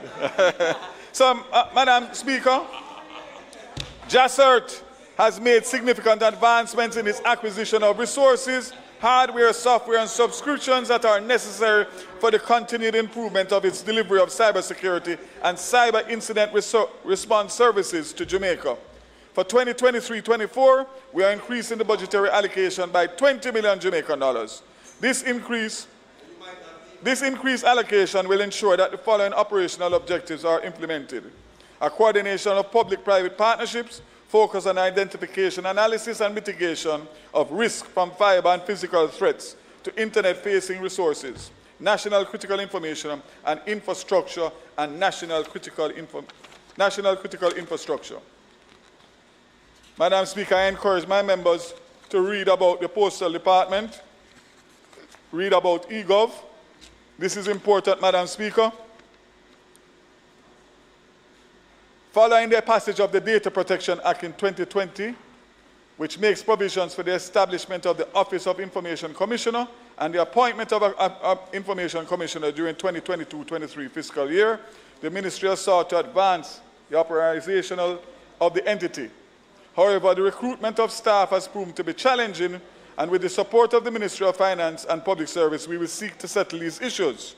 The Ministry is mindful that pursuant to Section 76 of the Act, the 2-year transitional period for data controllers to take necessary steps to become compliant with the requirements of the legislation comes to hand in November 30th, 2023. However, I want to assure this Honourable House and the people of Jamaica that the Ministry has redoubled its efforts to ensure that we meet the November deadline, given the mission-critical nature of the Office of the Information Commissioner to implementing the provisions of the Data Protection Act. In this regard, Madam Speaker, I wish to advise that drafting instructions for the preparation of the data protection regulations were issued to the Chief Parliamentary Council, and the Ministry is in receipt of the first draft. It is the Ministry's intention to have the rules finalized by July 2023. Additionally, Madam Speaker, the Office of the OIC will embark in short order on all the public education and awareness campaign to sensitize everyone on the provisions of the Act. Madam Speaker, I close on the national broadband. When I took office in this ministry, in September 2020, the Prime Minister gave me 2 mandates, along with, obviously, everything else that you see happening here. And that was renewables, and that was the national broadband. What we lived through in COVID showed us how unprepared we were and how far advanced we were behind in technology. Yes. What you heard earlier is in relation to the short-term national broadband initiative. The bigger picture is that the ministry has gone through all the steps to get the national broadband to a place where we can engage a transaction advisor. And with the good advice of the Ministry of Finance, he introduced the ministry, or recommended to the ministry, the IFC. And not coincidentally, the Minister of Finance tabled yesterday, under the Public Procurement Act, the Public Procurement International Finance Cooperation Advisory Services National Broadband Network Project Order 2023. What this does, Madam Speaker, is allows the Ministry of Finance to finalize, and Member Robinson was here yesterday, member from Southeast, St. Andrew, to take it and take all the work that we did and all the processes that we went through to engage them to be the transaction managers that is going to take the process from developing the methodology to the procurement to the implementation, and they are going to supervise all of that. That means full transparency, full accountability, and everybody in the entire world will be able to see and follow the process and participate if they so desire. It is like the renewables. It is something that has excited the industry, the players, but most importantly, Madam Speaker, what this is going to do for Jamaica, and by the way, I am still on track for 2026. We have lost some time. We all know the procurement system, but we have to do what we have to do. But we're going to try and make up the time by virtue of the speed that the minister is going to deal with this now, the engagement, and the IFC is now reviewing their timelines based on the time that has been lost. Madam Speaker, it is a game changer of immense proportion, and I believe that if we are successful in getting the renewables, the 268 megawatts of renewables, and a national broadband, and for the wider public, what it means is connectivity in every nook and cranny of Jamaica at an affordable price. That's what it simply means. So all the unserved and underserved will be served, because as it stands now, when you are in business and you are a private enterprise, you go for return on investment. So you serve the areas that can afford it and pay your price. And those less fortunate, like the people in Portland and elsewhere, don't have any connectivity, or they have erratic service. So, Madam Speaker, and I would ask the Prime Minister to just note this, that I have delivered, sir, not in the time that I wanted to deliver, not in the time that I wanted to, but beyond my control. But from September 23 to September 2020 to May 2023, despite the fact that it is not in my time, I can tick off those 2 boxes because they are no longer in my domain.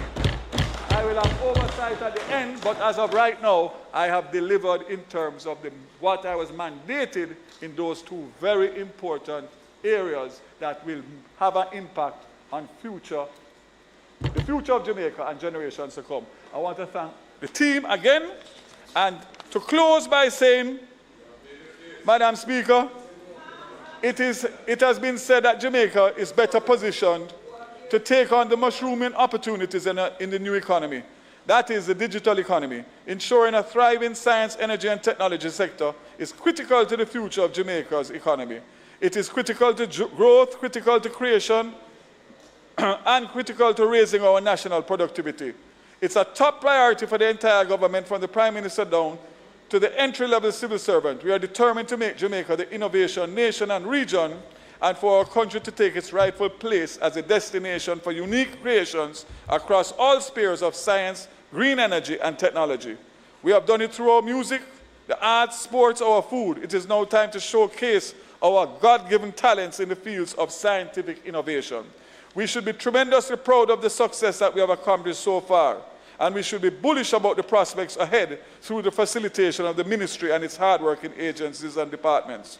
I want to assure the Jamaican people that your pro-innovation government will continue to maintain our competitive advantage by adopting an approach to regulation that promotes innovation, growth, and competition.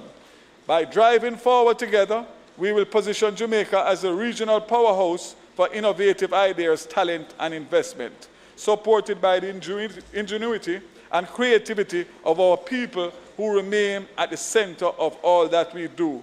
Madam Speaker, I thank you for your patience, and I would like to say in closing, God bless Jamaica and the people of Jamaica. Amen. You can now put up, anybody who wants a Wi-Fi can now put up their flash. Oh, Fitz don't want any. Julian don't want. Thank you very much, Madam Speaker and colleagues. Eh?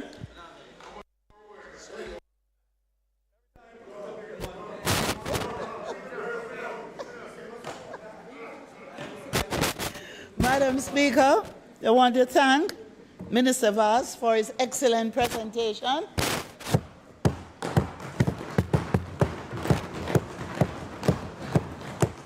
And all the Wi-Fi promised to all of us. And ask you to now invite the member for Clarendon Southwestern, Mr. Lothan Cousins, to make his presentation.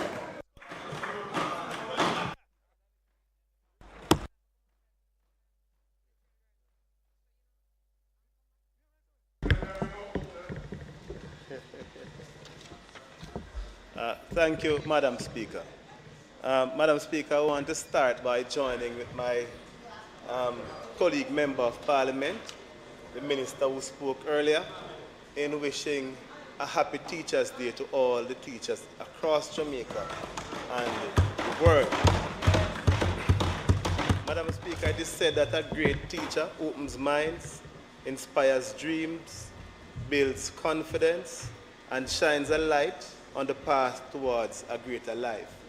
And many of us here, Madam Speaker, are beneficiaries of the work of great teachers who have molded and shaped us into the successful individuals that we are today. So, Madam Speaker, let me start here. Madam Speaker, I want to express my extreme appreciation to the Leader of the Opposition for his continued confidence in me as I continue to shadow the portfolio of water and agriculture. I want to also acknowledge, Madam Speaker, the constituents of Southwestern Clarendon who continue to express their support for the People's National Party and myself as their Member of Parliament. Madam Speaker, I'll start as usual by discussing some issues surrounding the constituency. The constituency, Madam Speaker, like many others in rural Jamaica, continues to face significant challenges with bad road infrastructure, a few of which, Madam Speaker, have been exacerbated by the current Maypen to Williamsfield Highway construction project. Whilst over the past year, Madam Speaker, we have seen some steps by NROC and China Harbour to remedy these problems, we are still awaiting similar repairs to other roads which are also adversely impacted by the highway construction process. These include, Madam Speaker, but are not limited to, roads like Comfort Road and Denby Drive. The residents of these communities have suffered significant distress as a result of the dust nuisance and the inconvenience of heavy equipment which have been utilizing these roads since highway construction commenced 3 years ago. Madam Speaker, there's also the issue of flooding, and I've talked about this time and time again. Madam Speaker, there is this gully, the Fleming's Gully. It is a particular area of concern for us, as the gully runs right beneath the highway. And Madam Speaker, we are still saying that this gully requires urgent attention, and it needs to be widening to ensure that there is sufficient drainage of water to carry it to the sea. Madam Speaker, as I said last year during the debates, and I'll repeat again for emphasis, the constituency welcomes the placement and development of any asset that will serve the local and the national interest. However, we do not believe, Madam Speaker, that any such development should impede the personal liberties and progress of the people who reside within the adjoining communities. It would be exceptionally unfair to the residents to be worse off at the end of the construction process than they would have been had it not commenced in the first place. Madam Speaker, I will now turn to the areas for which I have portfolio responsibility, namely agriculture and water. And as is customary, I will address both of them in turn. Madam Speaker, in my first sectoral presentation in 2021, I proposed the formulation of an import substitution strategy to slash the value of imports in half over the next 5 years. I indicated that the record value then of US $1.025 billion in 2019 was unsustainable for any country with the population size of Jamaica that is seeking to attain food security. Madam Speaker, in the said year I spoke, that is 2021, the 2019 record was broken by a 9.5% increase, moving from $1.025 billion to US $1.122 billion. Madam Speaker, just last week Friday, the Statistical Institute of Jamaica released the international merchandise trade data for the year 2022. And listen to this, Madam Speaker and members of the House. Astonishingly, the record which was set in 2021 of US $1.122 billion has been crushed by a staggering 25%. So between 2021 and 2022, we increased by 25% the value of goods imported. Listen to the figure. Jamaica's food import bill as of December 2022 was $1.402 billion Jamaican dollars. 1.4 billion Jamaican dollars, Madam Speaker. That equates to roughly 215 billion Jamaican dollars. And that is based on the value of the goods declared. We are not taking into account the additional fees and charges and the ultimate burden and cost that this will have on our consumers. So $215 billion on imports is unacceptable in 2023, Madam Speaker.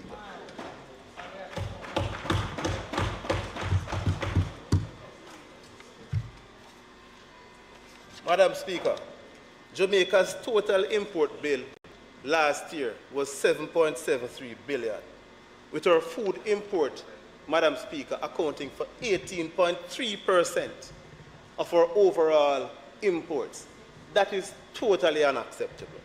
Madam Speaker, and the Minister needs to understand that in a country where rural communities are largely dependent on agriculture, which, as he pointed out in his presentation, accounts for 250,000 registered farmers and fishers, imports require a cauterization strategy immediately, Madam Speaker.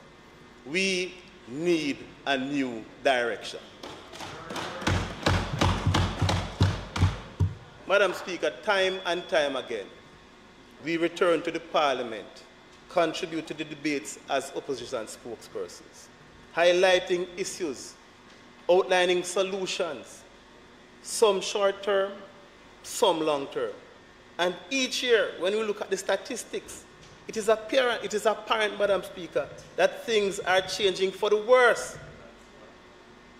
Instead of the betterment of the country, instead of increasing agricultural output, and decreasing the sizable imports of agricultural products, which, as mentioned earlier, is now at a whopping 215 billion Jamaican dollars cost to the Jamaican people. We have noted a significant movement in the imports year over year, and this movement has been in the wrong direction. Will we ever be able to get agriculture right, Madam Speaker? That is the question.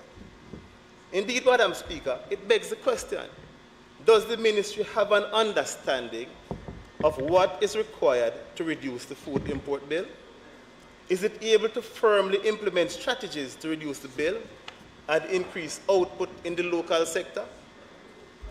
What is clear to us as an opposition, Madam Speaker, is that if we analyze the poor management, for example, of subsectors such as the dairy sector, and the inability to understand what presently inhibits the local production of red kidney beans, for example, and those will be highlighted later on in the presentation.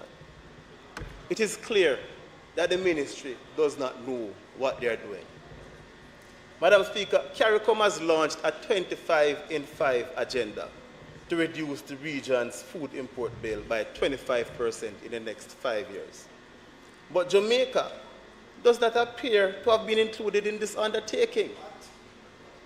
If it has been included, if Jamaica has been included, then the minister needs to tell the public what, if any, of these strategies he has supported or adopted as the current trajectory that we are seeing, based on the evidence of 2022's import performance, is most concerning.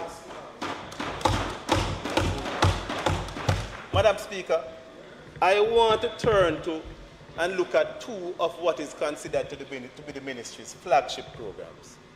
Let us look at Irish potato and onions. Irish potato and onions, Madam Speaker, were selected by successive administrations as ideal crops for an import substitution strategy. Because at the time, the import component of total consumption was high in both. As much as 90% of our consumption of onions and as much as 70% of our consumption of Irish potatoes were being imported. Madam Speaker, it was critical that the government of the day carefully crafted the operational aspects of the program to ensure that once we increased local output, imports would not be affected by local sales. The methodology employed, Madam Speaker, was to ascertain the annual and monthly consumption needs. Crop availabilities were then sourced through RADA's extension network, and this allowed the earlier administration, that is PNP administration, Madam Speaker, to only import the amounts required, if any, to close the gap. The methodology, Madam Speaker, allowed the government, the PNP administration at the time, to attain a 90% self-sufficiency in Irish potato consumption by 2014. 90% self-sufficiency. The other important element in the methodology, Madam Speaker, was the timely release of import permits once a shortfall was forecasted. The latter element in the methodology was crafted to protect the consumer because it was felt that tightening supplies would give the program a negative national image once prices rose. However, once local supplies were available, import permits would not be released, as was done by the government in March of this year. Kindly recall, Madam Speaker and members of the House, earlier this year in March, the farmers in Landui, St. Thomas, the pain that was etched on their faces as they lamented on national television the displacement of their onion markets by imports. Madam Speaker, when I called for the cessation of import permits, the release of onions, Madam Speaker, the ministry's terse response was that the statement related to the importation of onion was incorrect and it was divisive, and that they had not facilitated the release of onion imports. Now listen to this, Madam Speaker, because I did some research And I have in my possession, Madam Speaker, an arrival notice dated the 6th of March 2023 this year. Oh, God. Speaking to the arrival of the vessel, Cape Corfu, I'll give the details, registered under the flag of Cyprus and signifying the arrival of several containers of Dutch yellow onions. Who imported it? Well, the ministry can answer that question. The minister owes the farmers an apology, Madam Speaker. A point of order, Madam Speaker, please. Because we have to be very careful. Now, I'm going to allow my colleague to perhaps think carefully about what he's suggesting. Minister, He's if you rise on a point of order, you have to indicate. Permit me to state it, yes. Madam Speaker, because perhaps I should say a point of correction, if that is it. Because what the Speaker is presenting is not factual, and he is putting forward statements that are misleading the country. Minister, if you rise on a point of order, then you must state what the point of order is. If it is that information is incorrect, Madam then Speaker, you must say that. What I'm saying is that the Speaker is misleading the country. I can't sit here and allow him to do so. On the what information point? He's putting forward is not accurate. Minister, I would like He's suggesting that the ministry has released certain importation, certain permits, which is inaccurate. It's false. And I could not sit here and permit him to put that in the public domain and allow that to stand.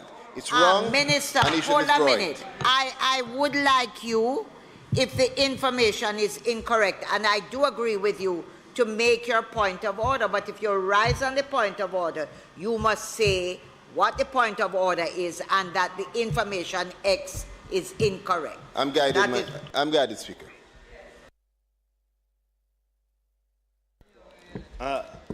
Madam Speaker, if the minister so wishes, I can share with him that arrival notice. And if he wishes to respond to that, then so be it. But it is an arrival notice that came in, a ship came in, Cape Corfu, under the Dutch, under the flag of Cyprus, and that ship carried onions to Jamaica. Madam Speaker, again, for the country's benefit, the fact that a ship came in on a particular date cannot lead to what he is saying. What the Speaker is saying and what he's connecting is not true. He's suggesting that because a ship came in, it means that the ministry gave permits on that time, and he cannot say so. It's wrong. It's false. Minister, He should understand the system. Minister, I am just going to ask. I think it is, will you allow me? I'm speaking.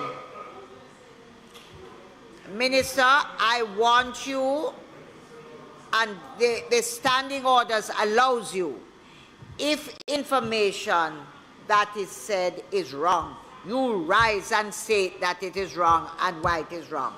But I cannot, I have to be guided by the standing orders. We can't interrupt and then you talk. Rise and make your point of order. Ask him to withdraw it because it is not true, and that is how we deal with it. And if it is not true, he'll withdraw. May I proceed, Madam Speaker? Thank you. Madam Speaker,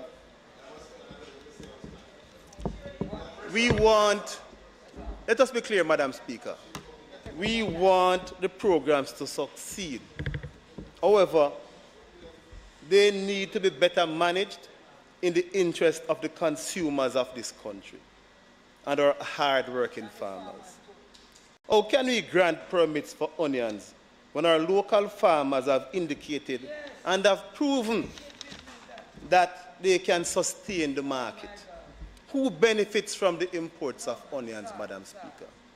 Certainly not the farmers, and certainly not our local consumers. The farmer, Madam Speaker, are being told to grow onions, could not find a market, and the latter having to fork out more money for the purchase of imported onions.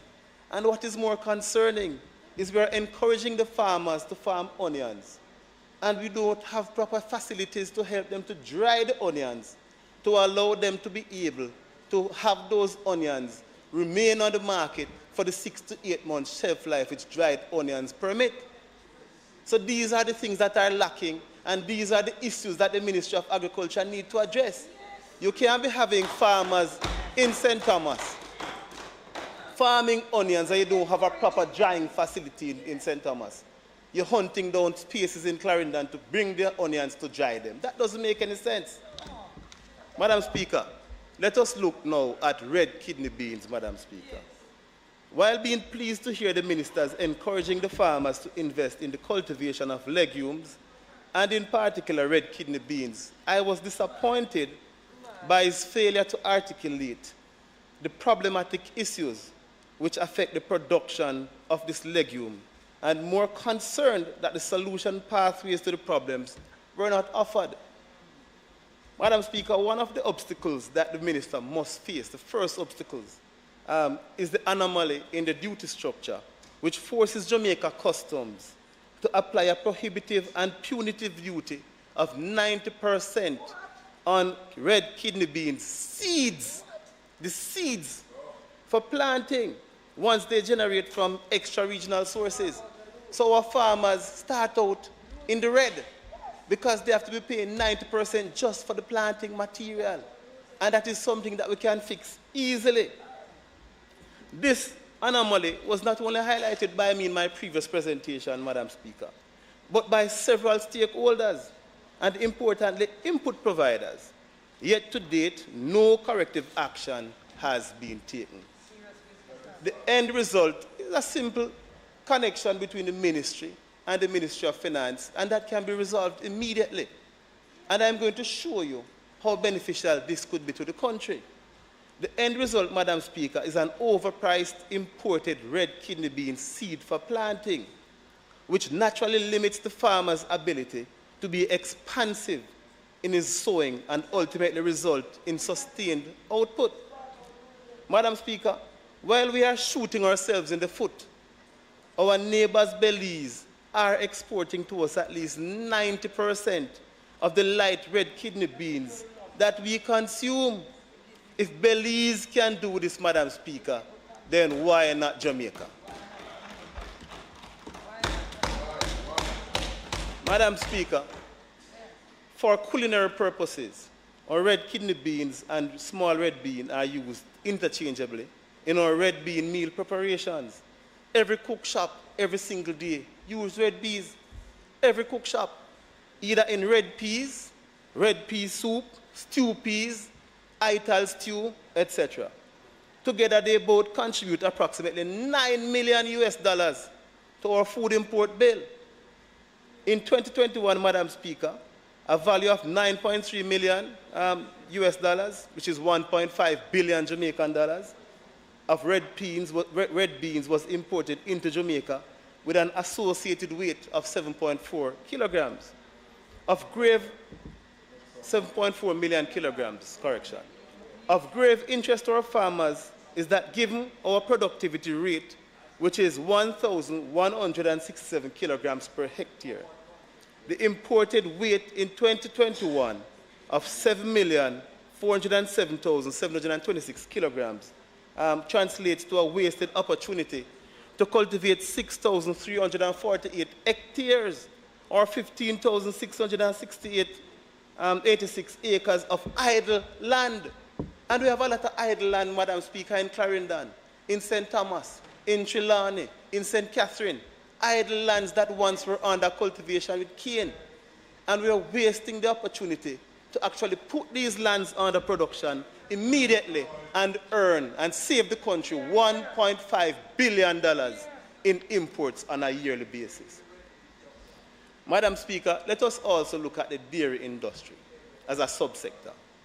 The admonishing by the Ministry of Agriculture for Jamaicans to consume smartly can be nowhere better represented than in the consumption of milk.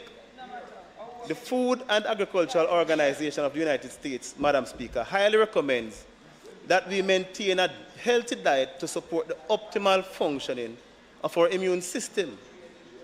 It then advises that a review of the majority of countries who report to the FAO Dietary Guidelines database indicated that the milk consumption absolutely essential to maintaining a healthy diet, contributing to optimal functions of our immune system. Madam Speaker, if the minister's grow smart, eat smart mantra is to be seen as practical and not just another hollow soundbite, we must swiftly provide the necessary policies, resources, and technically competent oversight to correct the inadequacies that now affect the administration of the dairy industry. Madam Speaker, in 1992, Jamaica produced approximately 39 million liters of liquid milk. Presently, Madam Speaker, output has not passed 14 million liters in the last 5 years, and that figure was produced only in 2018, standing at 14.2 million liters. The other years were consistently 11 million liters and 13 million liters. Of significant note, Madam Speaker, is that the 11.8 million liters produced in 2021 shows that we are regressing and not progressing as we ought to. These poultry production numbers bear testimony to the fact that there is significant mismanagement of the sector, and the Jamaica Dairy Development Board must be tasked with providing answers on the reasons for the regression and failures mentioned above, especially when you consider, Madam Speaker, what we see is a growth in the value of imports of skimmed and whole milk powder. Yes. Madam Speaker, the value of both skimmed and whole milk powder moved from US 9.3 million in 2020 to US 11.724 million in 2021, a significant increase of 25%, amounting to roughly 1.8 billion Jamaican dollars. Madam Speaker, if you look at the quantities of both skim milk and whole milk powders imported, and also the purpose for which they are imported, we get a deeper insight into the inadequate oversight that is offered by the Ministry of Agriculture to this subsector. In 2020, the imported quantity of both powders was 3,500,000 kilograms, and in 2021, 3,843,000 kilograms. Reconstituted, Madam Speaker, that amounts to 35 million liters. And when it's reconstituted, it means what they do is take the powder, turn it back into milk, to use it into the production process. When we analyze the purposes for which these powders are brought in, Madam Speaker, they are brought in to produce yogurt, ice cream, baked products, chocolate, etc. The elementary solution and the obvious solution to us as a country, Madam Speaker, is to bring the local manufacturers to the discussion table and start the dialogue to substitute the imported powder with locally produced fresh milk. We cannot continue on this expensive import path. The value of imports was just $5 million in 2017, rising to $11 million in 2021, a 98% increase over a 4-year period. This, Madam Speaker, will not achieve the Vision 2030 plan to develop the livestock subsector, nor will it help to achieve the fundamental aim of the National Food and Nutrition Security Policy to eliminate malnutrition and other health-related problems plaguing our society. We're now going to look at another subsector, Madam Speaker, to show how the Ministry of Agriculture is failing our farmers. Let us look at mango. Mango. Madam Speaker, in 2019, Jamaica began its re-export of mangoes to the USA. With great fanfare at an official ceremony at the Sangster International Airport Complex in Montego Bay, St. James. We thought, Madam Speaker, that all the protocols for an effective re-entry into the USA had been re-established. This renewed export of mangoes to the USA, Madam Speaker, was an initiative that had been worked on by the PNP administration. And finally, in 2014, the United Nations Department of Agriculture gave Jamaica clearance to export mangoes to their country. The USDA, however, was very careful to insist on a program of crop management that would reduce the tolerable levels of the infestation of fruit flies. Madam Speaker, therefore came as a shock and listened to us when we heard that the export of mangoes to the USA was stopped, was curtailed because of a heavy infestation of fruit fly larvae in the sampling of mangoes for export. It is remarkably disappointing, Madam Speaker, because the protocols are known. They were known. The ministerial officials have communicated these essential elements for a successful relaunch of mangoes into the USA. And yet, the present administration, through a lack of foresight, has failed our mango farmers. Madam Speaker, while this is happening, the ministry is proudly advertising through its investment arm, AgroInvest, what they consider to be an excellent mango agro-park opportunity in Tollgate, Clarendon. Madam Speaker, the minister has indicated that a hot water treatment facility, which is an alternative treatment to ionizing radiation for control of the infestation of fruit fly, is not seen as an investment opportunity by private investors. Madam Speaker, I agree with the minister. He's quite right in this observation. However, he needs to use the numbers to understand why, so that a timely decision on an effective treatment can be decided on. The truth, Madam Speaker, is that the throughput of mangoes exported is insignificant to make an investment outlay of hot water treatment facility worthwhile. And private investors, rightfully, would have sourced these figures, and having looked at the figures, they would have realized and recognized that it is not feasible. The annual export of mangoes in 2019, 2020, and 2021, respectively, were 353,000, 288,000, and 746,000 kilograms. I offer, Madam Speaker, my recommendation. As usual, I'm always here to offer recommendations and provide solutions. I suggest that the ministry should establish the hot water treatment facility at its export complexes as an inducement to investors who want to grow and export mangoes. The cost of the equipment and maintenance of the facility can be recovered from fees charged for services offered. Madam Speaker, the member's time is up, and I'm asking for him to be given an additional 15 minutes to complete his presentation. Thank you. Members, the question before the House. Okay.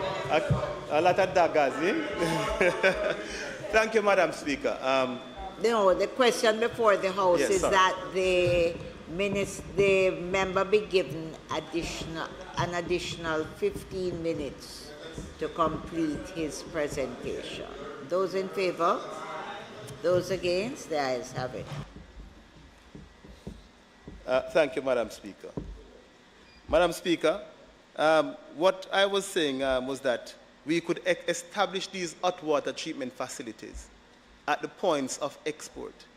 And we could recover the fees, Madam Speaker, recover the charge, by charging fees, we could recover the cost for the equipment and maintenance of the facility. And this is no different, Madam Speaker, from what we do with yams. So it is something that we have done before, and it's something that we can continue to do, and we can do for mango, because mango has tremendous potential for this country. Madam Speaker, let us examine exports. Madam Speaker, while our food exports grew by 1.88%, a very marginal 1.88% in 2022, moving from US 268 million in 2021 to US 273 million in 2022, there are concerns which must be addressed. In 2022, Madam Speaker, the ratio between imports and exports rose to 5-1. That is, while we spend $5 on imports, we only earn $1 from exports. This widening gap in the ratio between imports and exports, Madam Speaker, has not been seen for over a dozen years, 2011 to 2022. And it is of dire concern, Madam Speaker. Over these 12 years research, Madam Speaker, the range had a low of 3.6 to 1, recorded in 2012, and a high of 4.7 to 1 in 2019. Madam Speaker, if we are not careful, we will run a risk of a deepening negative balance of visible trade. Let us put it into perspective how threatening the underperformance in both the export and import activities in the food category can be to the economy. Madam Speaker, Jamaica's trade deficit in 2022 was negative $5.829 billion, the highest recorded over the last 5 years researched. In that same year, the ratio between food imports and food exports recorded the highest differential over the last 12 years, as I said earlier. Interestingly, Madam Speaker, listen to this. The record food import value of US $1.4 billion last year was equivalent to our total exports, that is all categories, within the export value leaving Jamaica in 2021. So in 2021, overall, we exported $1.4 billion worth of goods. That includes bauxite, that includes alumina, that includes limestone, that includes many other things. And the food import category, the food import bill for 2022 wiped out every single gain that we made from our overall exports. That is alarming, Madam Speaker. I need the minister to not get carried away with the marginal 1.83% growth in the value of food exports because of some worrying signs that we have detected. Yams, Madam Speaker, yams recorded a decrease for the first time in over 12 years, falling from US 36 million in 2021 to US 34 million in 2022, a decrease of 4.1%. I never dreamed that I'd ever see a day when we had a decrease in the imports of yam in any given year. This was alarming when I saw it, because the trajectory has always been that yam is always increasing. And this has dire and ripple effects for many constituencies and many parishes. And this is something we need to investigate urgently to find out what is happening in that sector to ensure that we can curtail any further losses. Madam Speaker, there were other reductions which are very concerning as well. We had, for example, other root crops decreasing by minus 4.6%. Papaya, minus 6.6%. Herbs and spices, 8.2%. Animal and fish, negative 40.4%. So we're not taking full advantage of our blue economy, obviously. Madam Speaker, the minister needs to have his technical team carefully analyze those figures to determine the causal factors, because a delay today can lead to irreversible reductions and monumental losses for future generations to come. Madam Speaker, let us look at the water portfolio. The United Nations, the water, Madam Speaker, is a finite resource. The United Nations projects that the world's population will grow to 8.1 billion in 2025, with most of its growth taking place in developing countries such as Jamaica. According to the data coming out of the United Nations, water use has been growing globally at more than twice the rate of population increases in the last century. It is imperative, therefore, Madam Speaker, that as a country we preserve what we have. Here in Jamaica, the National Water Commission is responsible for more than 90% of all domestic water produced. This is made possible through a network of over 160 underground wells, over 116 river sources via water treatment plants, and over 147 springs. We are blessed with an abundance of water resources, yet every year we face drought-like conditions. Unfortunately, Madam Speaker, during periods of drought, we are confronted with severe water shortages, resulting in almost half of our population facing restrictions that, in our opinion, could be avoided with proper planning and mitigation. The reality, Madam Speaker, is that our greatest challenge still remains the need to improve our storage capacity, especially in the corporate area, where, Madam Speaker, we continue to rely on two sources for domestic water delivery. That is the Mona and the Hermitage Dam. Both dams, Madam Speaker, were designed decades ago and have both outlived their usefulness. What is even more concerning in relation to both dams is their inability to store at full capacity due to the failures of the National Water Commission in carrying out the necessary desilting that is required to ensure that there is no obstruction and therefore allow for increased storage capacity. We must also concede, Madam Speaker, that whilst desilting is needed as a matter of urgency, it is not a panacea. It is therefore imperative that we consider other alternatives, such as the expansion of these dams, beginning with the Hermitage facility. The reality, Madam Speaker, is that as we are here today, there are several thousand households across Jamaica that are without water. This, Madam Speaker, is unacceptable in 2023. Moreover, in 2023, Madam Speaker, in the rural areas, persons should not suffer the indignity of waiting in long lines at standpipes or water shops with a view to having their most basic needs met.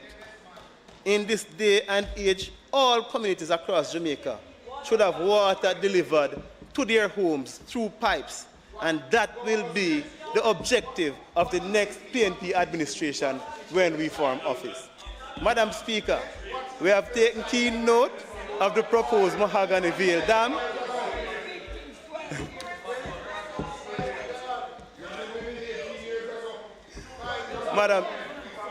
Madam Speaker.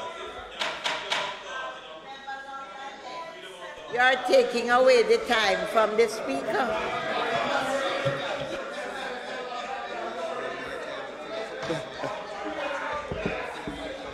Madam Speaker. Don't allow your colleagues to whittle your time away. Madam Speaker, we have taken keen note of the proposed Mahogany Vale Dam in St. Thomas. It is to be noted, Madam Speaker, that this proposal is not a new one, as it was first established in a 1967 report as a possible solution to augmenting the potable water supply for Kingston. It was abandoned in the 1970s for the less capital-intensive but lower-yielding Rio Cobra water system. Madam Speaker, whilst the establishment of the Mahogany Vale Dam is welcomed by us, this proposal should not be a project primarily geared towards, rural development, and this is why I say so. Particularly, Madam Speaker, if you look at the eastern parishes, this is within the context of the highway construction taking place in St. Thomas and Portland, where it is anticipated that there will be a proliferation in housing and other developments in these parishes, which will see an increased demand for water in the eastern end of the island, with all the water from that dam more than likely remaining in those parishes. It is clear, therefore, Madam Speaker, that we have to look elsewhere if we are to solve the water supply issues in the Kingston metropolitan area.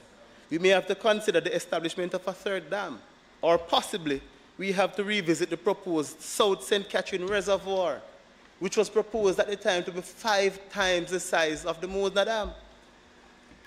This proposal, Madam Speaker, was devised in the 1980s by Joseph Adler, a civil engineer from Israel, and his local professional counterpart, Stanley Rampier. The South St. Catherine Reservoir would have had a capacity of 32 million cubic meters and be able to store up to 60 million cubic meters of water annually. The source of the water for the reservoir would have come from the Rio Cobra, assessed at the time to have been 176 million cubic meters of water on an average year, most of which was being lost to the sea and is still being lost to the sea. This proposed reservoir is more important today than it was 30 years ago, as we have seen the rocket-like trajectory in the development of St. Catherine, Portmore, and the surrounding communities. And we are now faced with the proposed development of the Bernard Lodge as a modern city. Madam Speaker, time come for us to free ourselves from many of the preventable and recurrent effects that accompany our dry seasons. We have been told by experts both locally and internationally that Jamaica possesses enough water to meet and exceed its domestic consumption needs. Why then do we need to continue to be starved of the precious resources in the land of wood and water? The Water Resources Authority, in its Water Resources Master Plan, has identified exactly where there are water resources available for development. The island has been divided, Madam Speaker, into 10 hydrologic basins, and a thorough evaluation has been conducted of all the water available in those basins across the island. The major issue which we are confronted with, Madam Speaker, is a very high demand but less resources on the south coast, whilst there is very low demand but a greater resource on the north coast. Our greatest challenge, therefore, Madam Speaker, is how to get the surplus water on the north coast to the areas with greater demand on the south coast. Madam Speaker, the question, therefore, is, what has become of our water resource master plan? How far along are we with its implementation? Do we really need more studies to tell us what to do? I don't think so, Madam Speaker. Madam Speaker, as an opposition, we are deeply concerned about the proposed private-public partnership arrangement between the National Water Commission and any private investor, based on the fact that water is an essential part of our daily lives, and our consumers should never be left to the mercy of the private sector. It is no secret, Madam Speaker, that this government has signed off to establish a 15 million gallons per day water treatment plant along the Rio Cobre to augment the water supply for the Kingston metropolitan area. The private investor will be required to design, build, finance, operate, and maintain the plant under a 25-year concession agreement. Our greatest concern, Madam Speaker, is that this arrangement was not put to public tender and seems to have been resulted from a private, closed-door conversation between the National Water Commission and members of the private sector. In fact, to date, we are yet to be told which private sector entity was awarded such a contract to privatize a portion of our critical water resource. This approach is unacceptable, Madam Speaker, and should be immediately investigated to determine if the country will get value for money from this arrangement.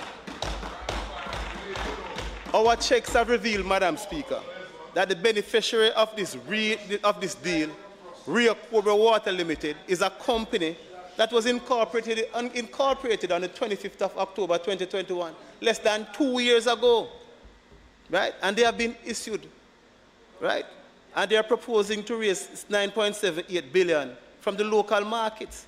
We find it very curious that a private company with little to no history or background in water treatment and delivery services could be handpicked for such an important project. We also find it curious that the government would embark on such an arrangement at this time when projects such as the Montego Bay Perimeter Project, the North-South Highway Improvement Projects are being financed from the government coffers. So why don't you finance such an important project as well from the government coffers? This therefore begs the question, is this a first step in what is being rumored as the proposed privatization of our water resources? I'm wrapping up. Madam Speaker, I ask you to, member will take about 5 minutes to wrap up. So, Madam Speaker, I ask you if you could extend to enable him to complete his question. Member, the question before the House is that the member be given time to wrap up his presentation. Those in favor? Those against? Member, you have the time to wrap up your presentation. Thank you, Madam Speaker, and I won't be long. It therefore begs the question, is this a first step in what is rumored to be the proposed privatization of our water resources? We would hope not, Madam Speaker.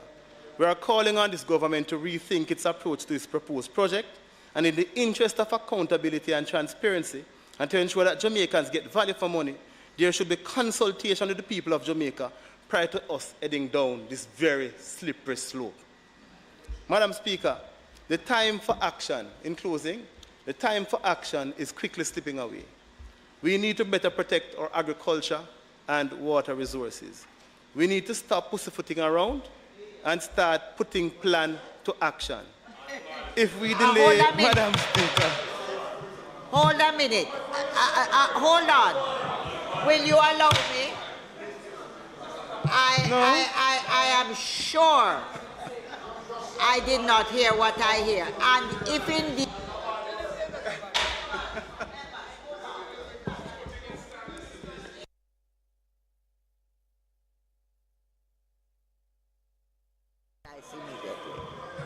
No.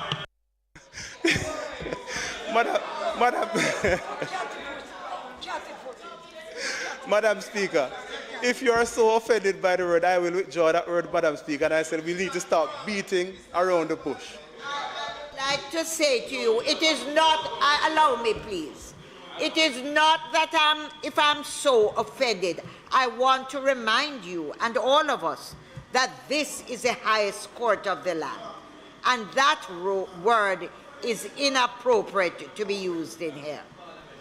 That is my ruling.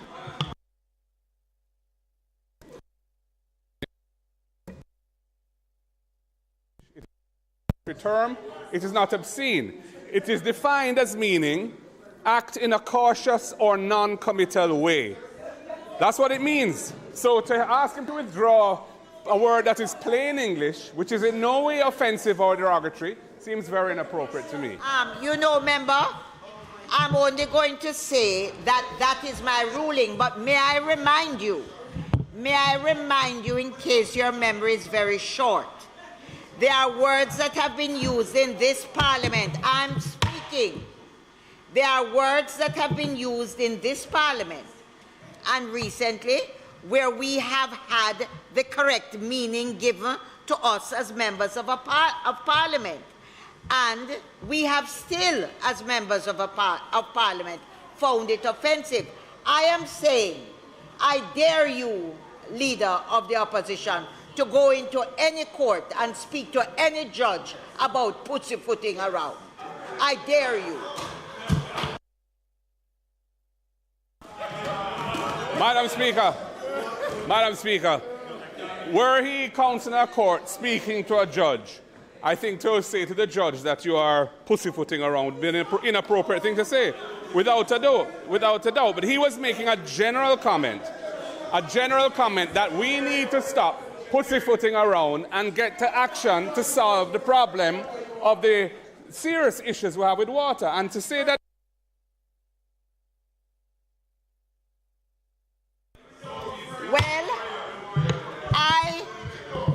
I have ruled in this parliament, and I am assured that every judge that sits in this country would not put up with it, and this parliament will not put up with it.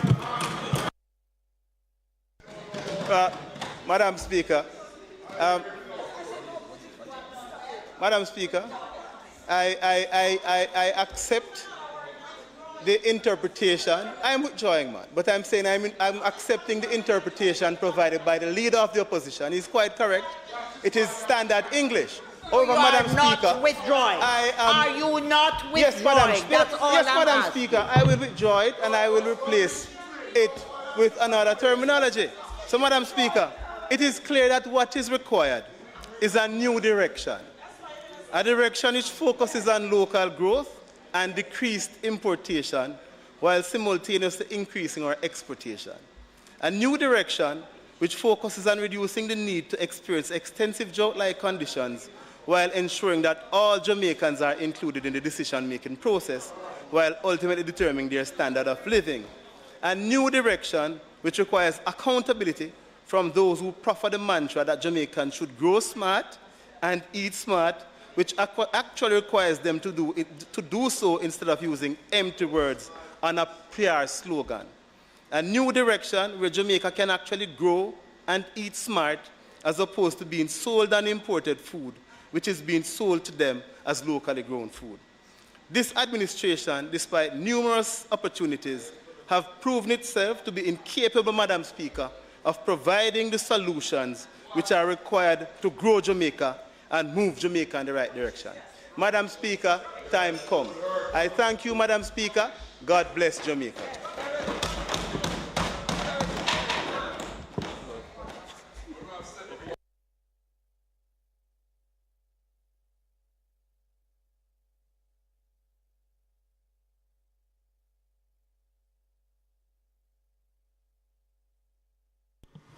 Members, I know the House Leader will thank the presenter.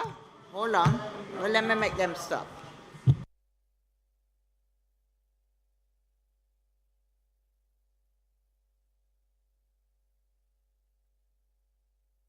Please, members, I feel this evening moved and feel very strongly about it as a Speaker of this House, which is the highest court of Parliament, that we all stand in here and talk about setting standards for young people and the behavior and what should take place.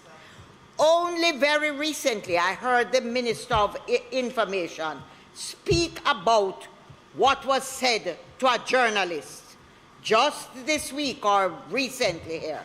And I heard members of the opposition get up and apologize. I am saying this afternoon for the leader of the opposition to get up and insist, I'm speaking, and insist after I have ruled that the word is unparliamentary, to me, is not sending the right signal in terms of how we should speak.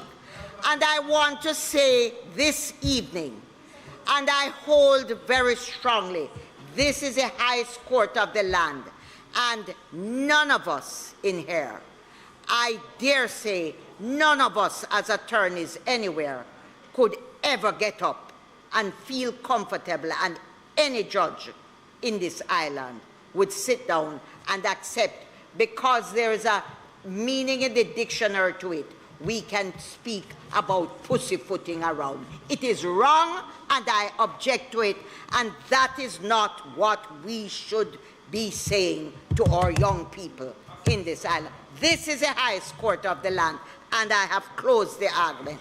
That is it. That is my feeling, and I have moved on. Thank you, Madam Speaker.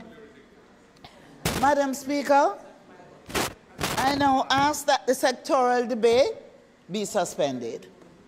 Members of the House, the question before you is that the sectoral debate be suspended. Those in favor? Those against? The ayes have it. The debate. Madam Speaker, I now ask for the recommittal of items statement by ministers through to public business. The question before you is that we return to the items on the agenda, beginning with statements by ministers through to public business. Those in favor? Those against? The ayes have it.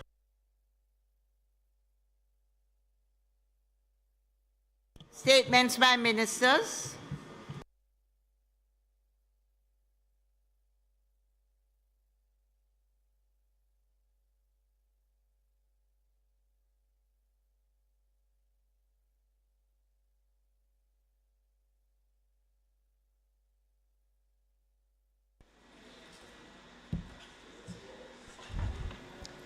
Laid on the table of the House today are copies of the report on the quarterly performance reviews of the portfolio of public bodies of the Ministry of Transport and Mining, report of the Joint Select Committee appointed to review and report on the Cybercrimes Act 2015, and the report of the Joint Select Committee appointed to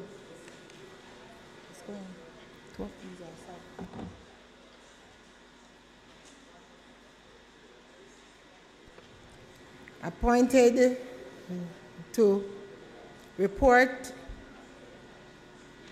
policy.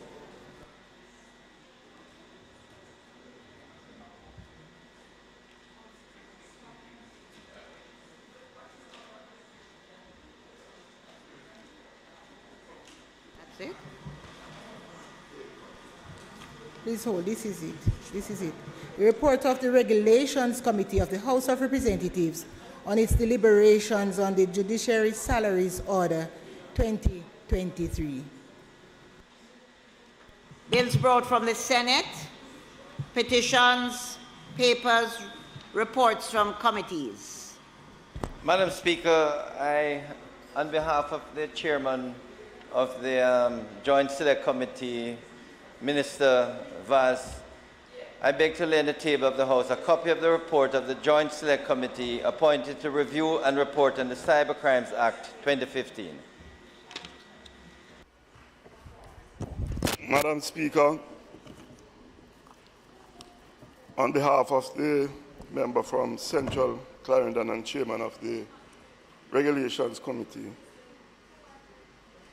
I beg to lay on the table of the House a copy of the report of the Regulations Committee of the House of Representatives on its deliberation on the Judiciary Salary Order 2023 under the Judiciary Act.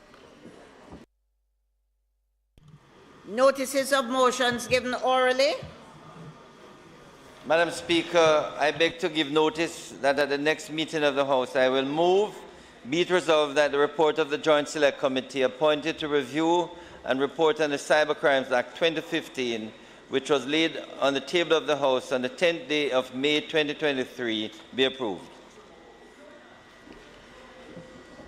Madam Speaker, I beg to give notice that at the next meeting of the House, I will move, be it resolved that the report of the Regulations Committee of the House of Representatives on the Judiciary Salary Order 2023 under the Judiciary Act, which was laid on the table of the House on the 10th of May 2023, be approved.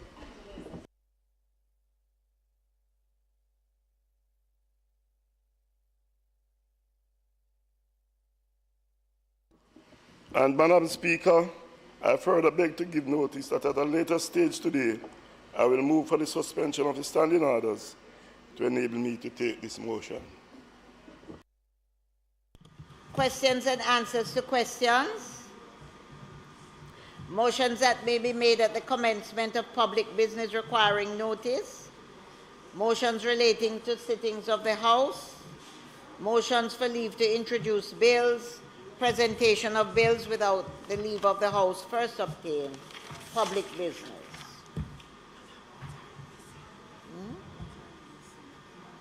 The second one from the regulation. The problem. Madam Speaker, I have been asked today. I seek some clarity from the chair.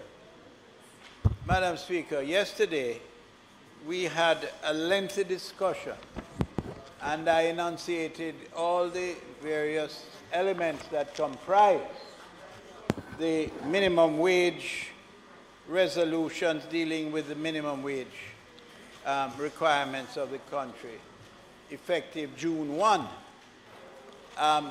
So at this point, Madam Speaker, I do recall that you ruled that the process had been completed.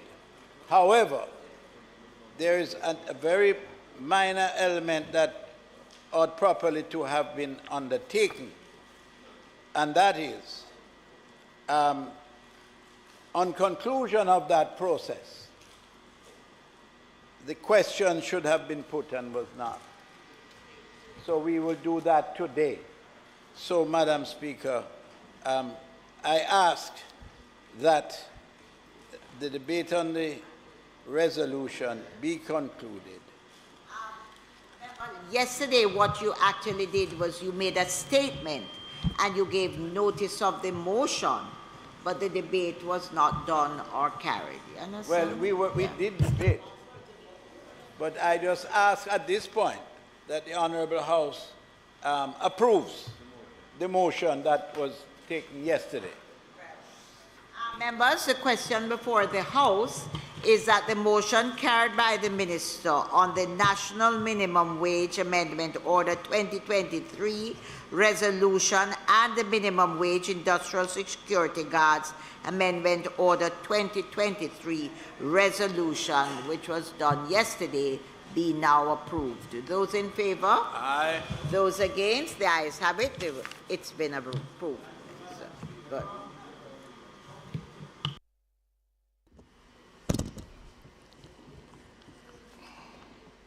Madam Speaker, I now move for the suspension of standing orders to enable me to take the motion, notice of which I gave earlier.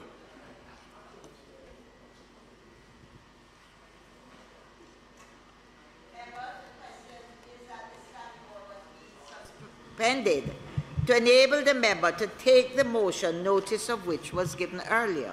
Those in favor? Those against? The ayes have it. Member?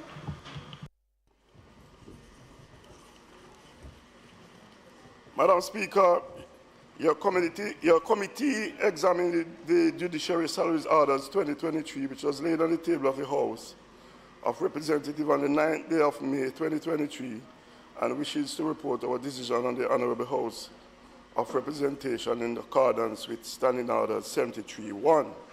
Your committee found that the Judiciary Salaries Order 2023 seeks to increase the rate of salary specified in subsection 1 of Section 4 of the Judiciary Act in relation to the offices specified in that subsection in accordance with the rates specified in the schedule found in the order.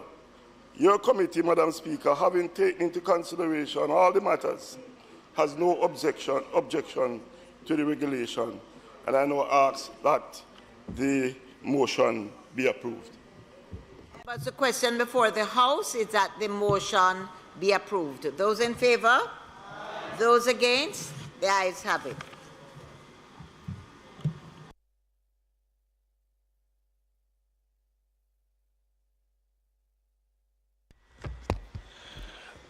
Madam Speaker, I rise to introduce the bill and act to establish a body to be called National Compliance and Regulatory Authority to regulate processes and practices connected with the manufacture, production, processing, and treatment of commodities for which a compulsory standard specification or a technical regulation has been declared, and for connected matters cited as the National Compliance and Regulatory Authority Act 2023. Madam Speaker, Cabinet Decision number 2715, dated July 13, 2015, gave approval for the Standards Council of Jamaica to delegate the regulatory functions of the Bureau of Standards Jamaica to an administratively created body called the National Compliance and Regulatory Authority. The rationale for this separation of the regulatory function from the Bureau was that the combination of the Bureau's responsibilities for setting and regulating standards hinders the effective implementation of the World Trade Organization technical barriers to trade agreement, as there was an inherent conflict of interest in the Bureau's organizational structure. The World Trade Organization barriers to trade agreement, the World Trade Organization barriers to trade, no, wrong place.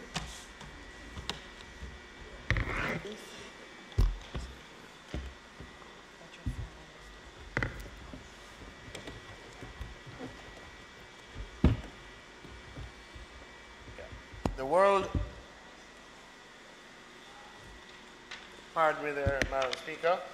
The World Trade Organization barriers to trade agreement aims to ensure that technical regulation, standards, and conformity assessment procedures are non-discriminatory and do not create unnecessary obstacles to trade.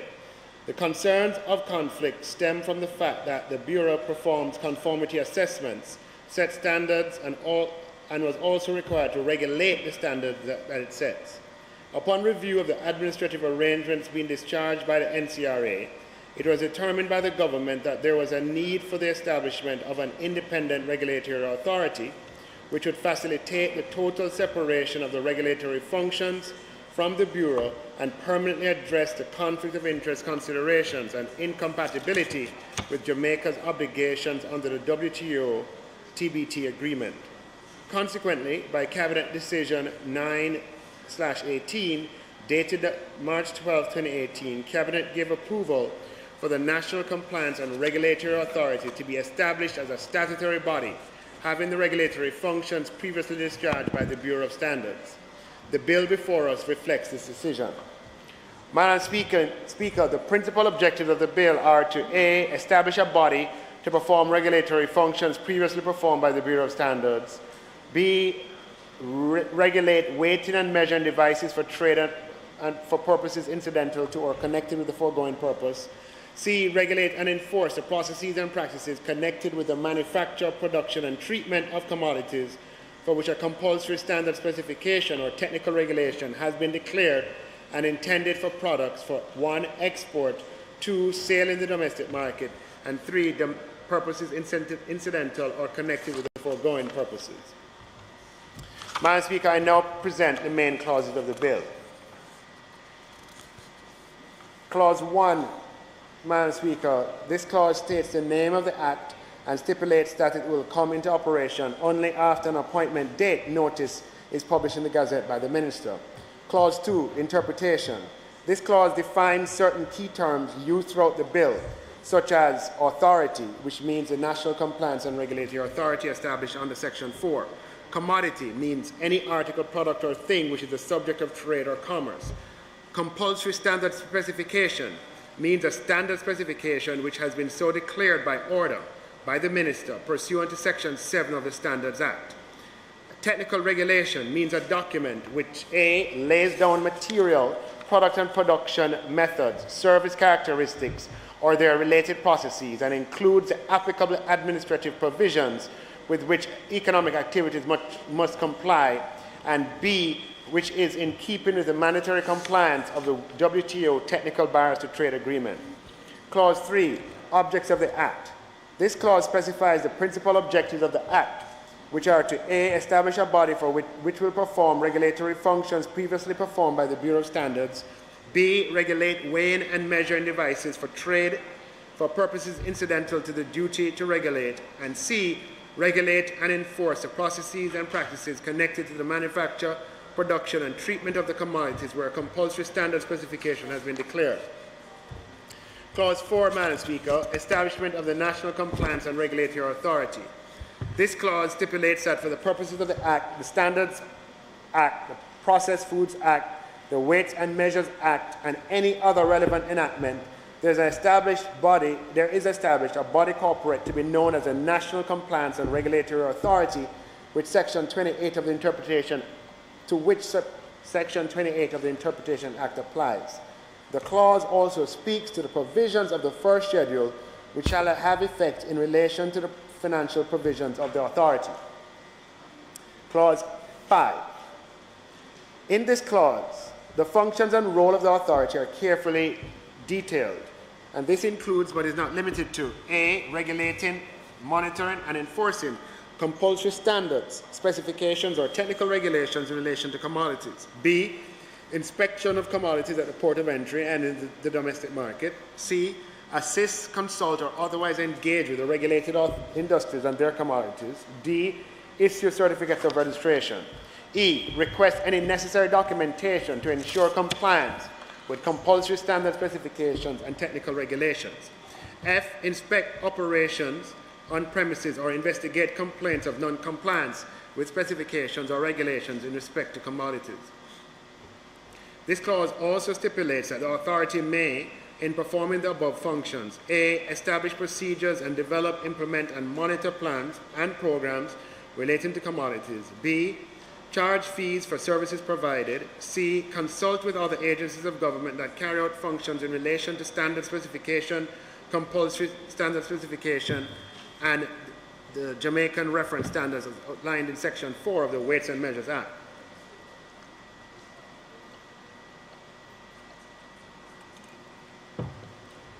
Thank you. D, do such other things as may be expedient or necessary for the proper performance of the authority's functions under this Act or under any other relevant enactment.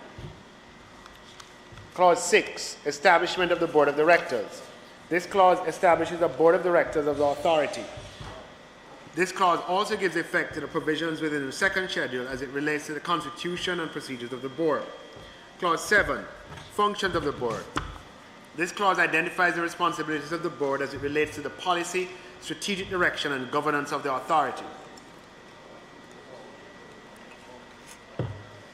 The clause also identifies the specific role of the board in exercise of their functions, which include but are not limited to A, monitoring the administrative operations of authority, B, advising the minister on matters of general policy as it relates to the management, development, and encouragement of an efficient regulated commodities industry, C, ensure management and receipt of funds allocated to the authority, and D, do all of the other things as the board reasonably deem necessary in carrying out the functions of the board.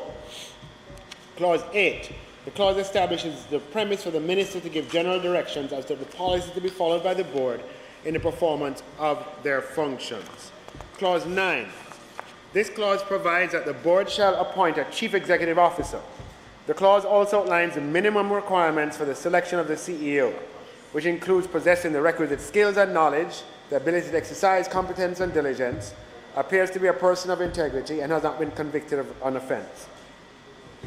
Clause 10. This clause provides for the responsibilities of the CEO, which includes A, the properly carrying out of this act and any day-to-day management of the authority, B, overall planning, coordination, and organizing of the activities of the authority, C, development of programs and performance targets for the approval of the board, D, preparation and submission of the strategic, corporate, and other plans for the board's approval, E, the performance of such other functions as are conferred by the board or under this act or any other enactment.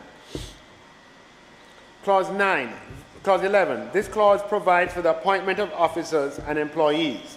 The clause stipulates that for the purpose of carrying out the provisions of this act, the CEO, after consultation and with the approval of the board, may appoint and employ to any office in the authority such other officers and employees at such remuneration and on such terms and conditions as the authority considers necessary. Additionally, this clause also makes it mandatory for the chief executive officer to consult with and receive the approval of the board in establishing the qualifications for the various offices within the authority.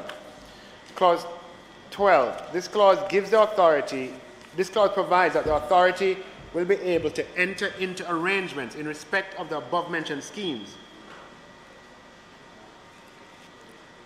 and make regulations in relation to the same for the benefit of its officers and employees.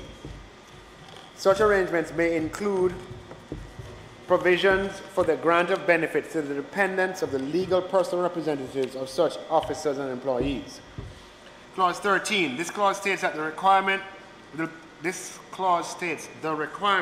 for every person who obtains information related to the functions of the authority to regard and deal with such as secret and confidential. This clause extends this obligation of secrecy to any individual to whom information relating to the authority is conveyed. Further, this clause sets out the policy if found in contravention with this obligation of secrecy. Clause 14. This clause protects any employee of the authority or member of the board from any action or suit for anything done in good faith in the execution of this act. Clause 15. This clause allows for the appointment of inspectors by the authority for the efficient discharge of the functions conferred or imposed on inspectors by the act. It further requires the issuance of a certificate of appointment and an identification card to each inspector and for a notice of appointment to be published in the Gazette.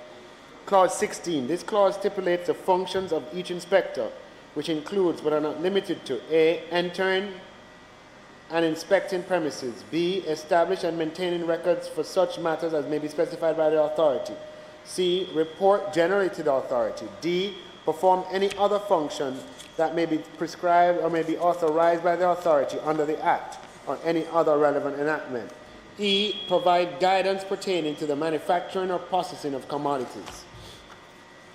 Clause 17. This clause outlines the circumstances in which a person commits an offense, which include but are not limited to if that person A, uses for trading any measurement unit which is not provided for in the Weights and Measures Act, B, uses the carat metric except unless traded in pearls or special stones.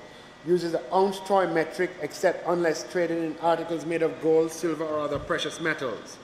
Assaults or obstructs any inspector in the course of his duties. Bribes or attempts to bribe an inspector. Being an inspector or other employed personnel to authority accepts a bribe. G, contravenes a provision of this Act.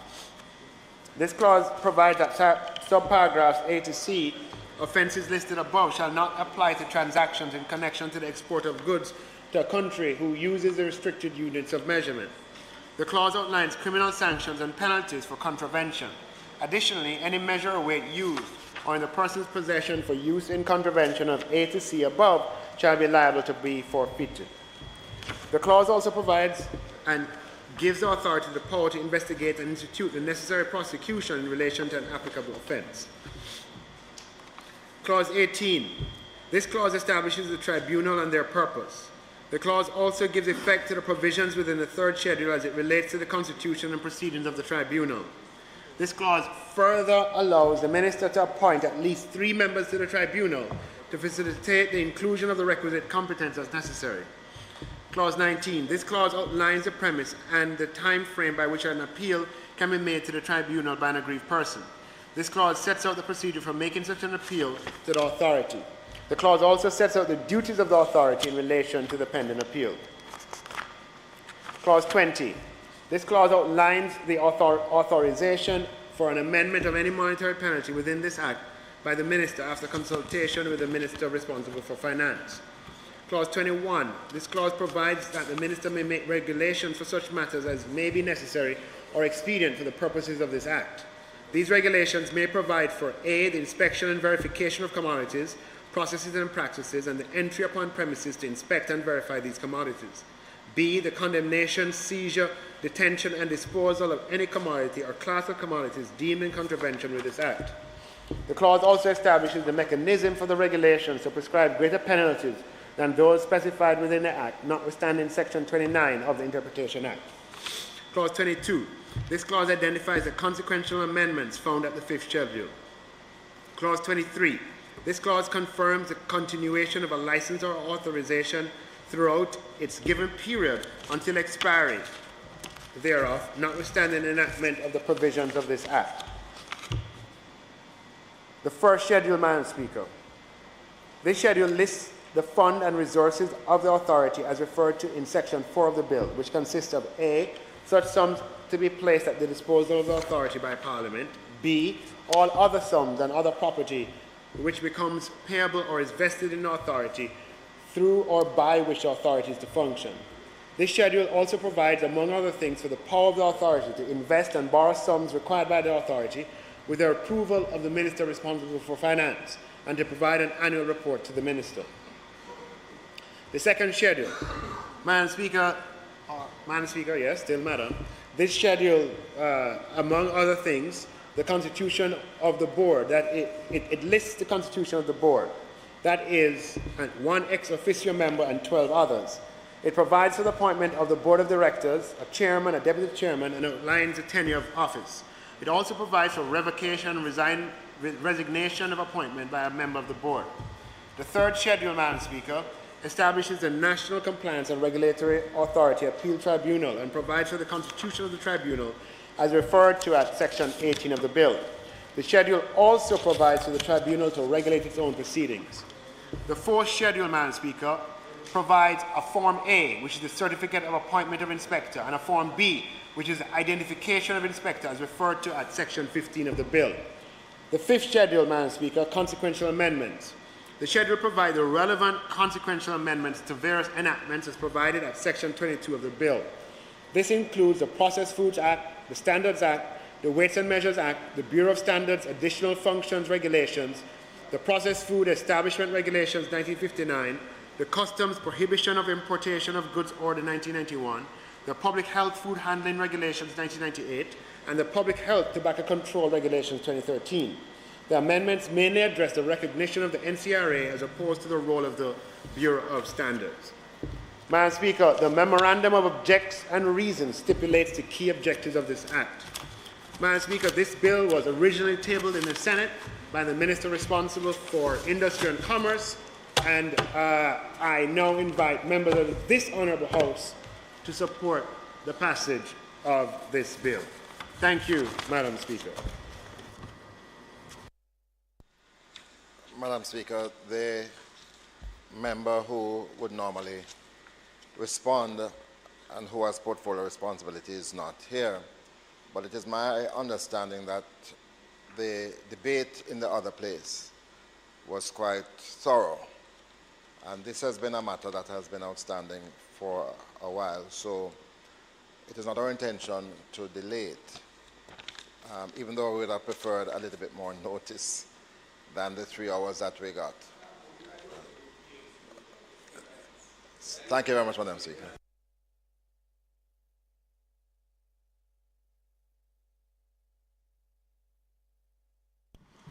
Madam Speaker, I ask for second reading of the Act, of the bill.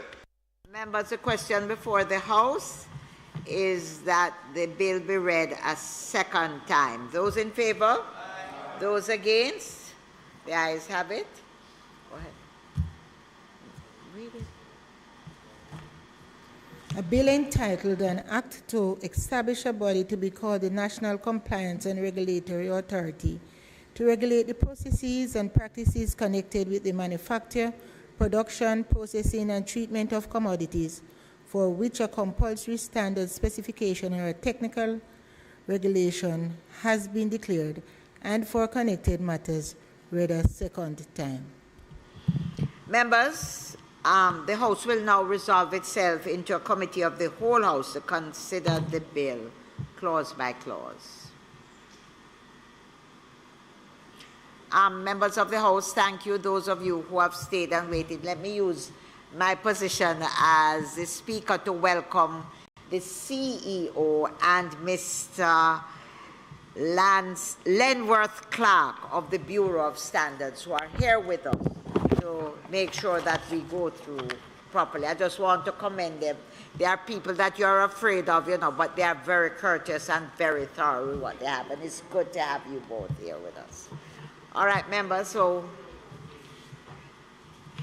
I put clause 1. Those in favour? Madam Speaker, may I suggest, Madam Chairman, the amendments have been circulated. Could we adopt the amendments and then put the bill in its entirety? Yes.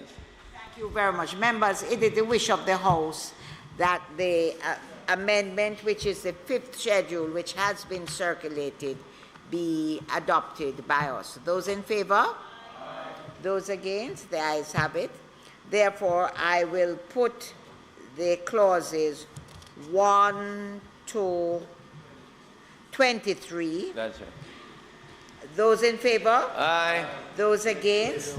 I put the title and the enacting clause. Those in favour? Those against? And we have adopted the amendment, which is the 5th schedule that was circulated. So the question, therefore... Madam Speaker, put the 1st, 2nd, 3rd, 4th, and 5th schedule. 5th schedule together. Therefore, members, I put the 1st, 2nd, 3rd, and 4th, and 5th schedule. Those in favour? Aye. Those against? The ayes have it. The question, therefore, is that I do report the bill as having passed committee stage with 1 amendment. Those in favour? Those against? The ayes have it. Madam Speaker, I now ask for a 3rd reading of the bill. The question is that the bill be read a 3rd time. Those in favour? Those against? The ayes have it. A bill entitled An Act to Establish a Body to be called the National Compliance and Regulatory Authority to regulate the processes and practices connected with the manufacture, production, processing, and treatment of commodities for which a compulsory standard specification or a technical regulation has been declared, and for connected matters read a 3rd time and passed.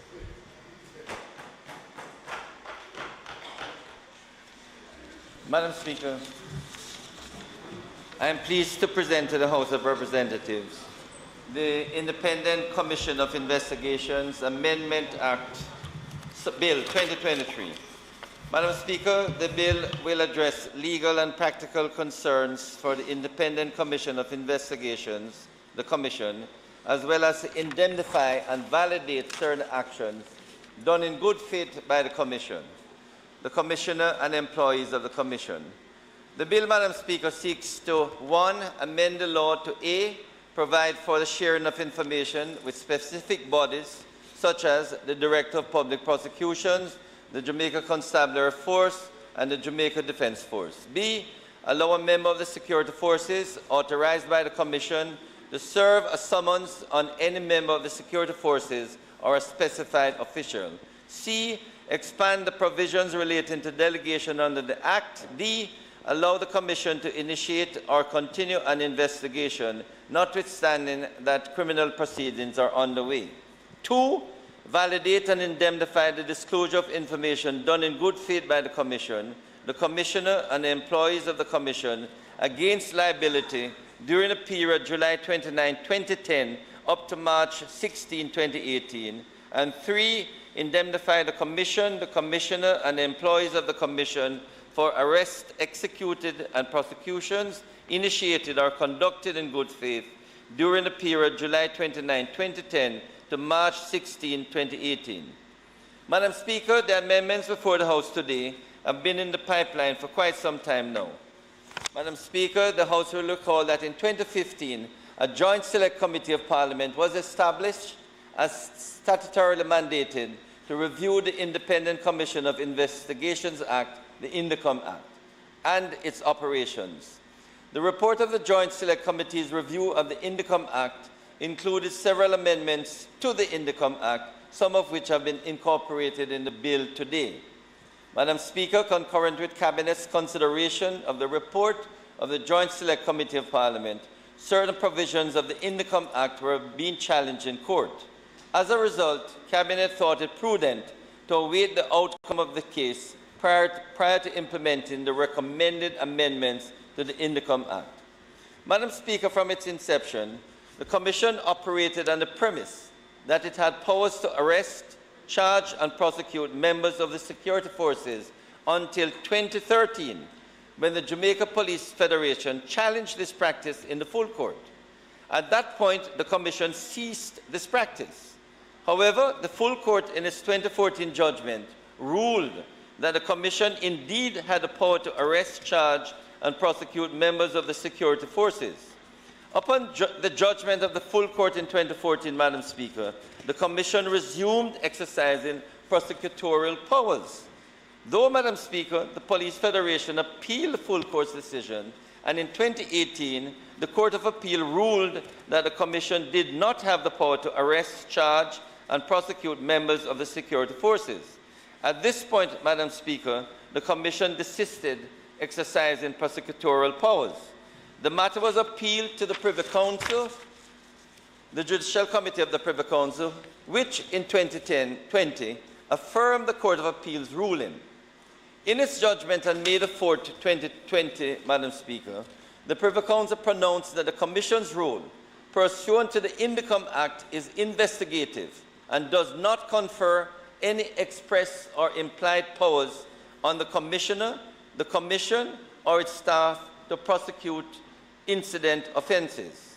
Madam Speaker, on May 27, 2020, consequent on the judgment of the Judicial Committee of the Privy Council, I moved a motion in the House to adopt such recommendations of the report of the Joint Select Committee as seen fit and to adopt other measures to strengthen the Commission.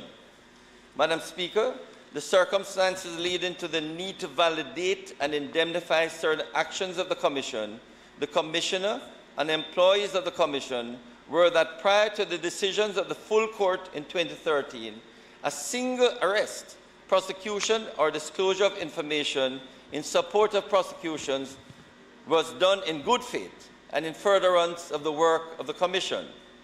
The decision of the Judicial Committee of the Privy Council brought to the fore the need to validate and indemnify the disclosure of information done in good faith by the Commission, the Commissioner and employees, and indemnify the Commissioner and the employees of the Commission for arrests executed and prosecutions initiated or conducted in good faith for the period July 29, 2010, the date when the work of the Commission began, and March 16, 2018, the date of the decision of the Court of Appeal.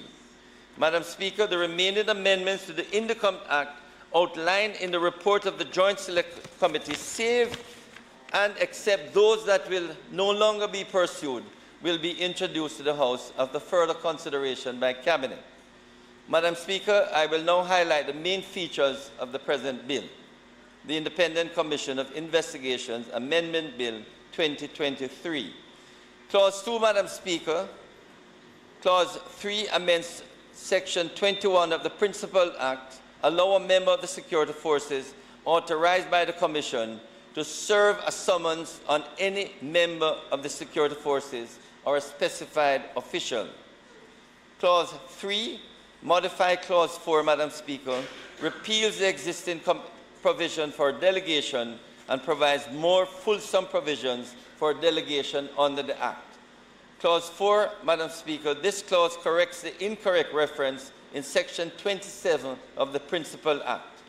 Clause 5, Madam Speaker, provides for the sharing of information with specific bodies, namely the Director of Public Prosecutions, the Jamaica Constabulary Force, the Jamaica Defense Force, the Courts of Jamaica, a Commission of Inquiry, or any other entity declared by the Minister by order.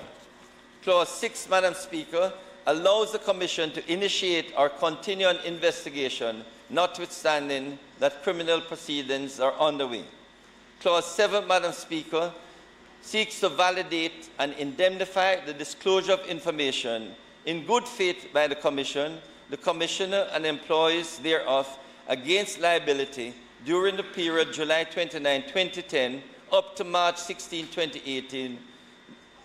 Madam Speaker, the clause also indemnifies the Commission, the Commissioner and the employees of the Commission for arrests executed and prosecutions initiated or conducted in good faith during the period July 29, 2010 to March 16, 2018. Madam Speaker, this ends the clause-by-clause summary of the bill before you. I now commend the bill to the members of the House for their approval. Madam Speaker, I'm going to ask a member if he could relent for today, because these are very important amendments, and I think we do need some time to reflect on it, and I think the member won't mind. So may I ask that this be suspended until next Tuesday? No objection, Madam Speaker. The question, therefore, before the House is that the bill that is before us be suspended, debate on the bill be suspended until next week, when members have a chance to read and make their own submissions to the amendments that are. Those in favor? Those against? It's amended. We are suspended. Thank you, Madam Speaker. It is not intended for us to do any further business today. I therefore ask that this Honourable House do adjourn until Tuesday, May 16, 2023, when the Honourable Floyd Green, Minister without Portfolio in the Office of the Prime Minister, and Ms. Lisa Hanna, Member of Parliament for St. Anne South East, will make their contribution to the sectoral debate. Further, Madam Speaker, we will also meet on the following day, Wednesday, May 17, when we will receive sectoral debate presentations from the Honourable Robert Nestor Morgan, Minister without Portfolio in the Office of the Prime Minister, and Mrs. Natalie Nita Garvey, Member of Parliament for St. Catherine North Central. Thank you, Madam Speaker. Members, the question before the House is that we do adjourn until next week, Tuesday the 16th of May and the Wednesday the 17th of May, when we will continue to hear presentations in the sectoral debate. Those in favor? Those against? The ayes have it. This House is now adjourned.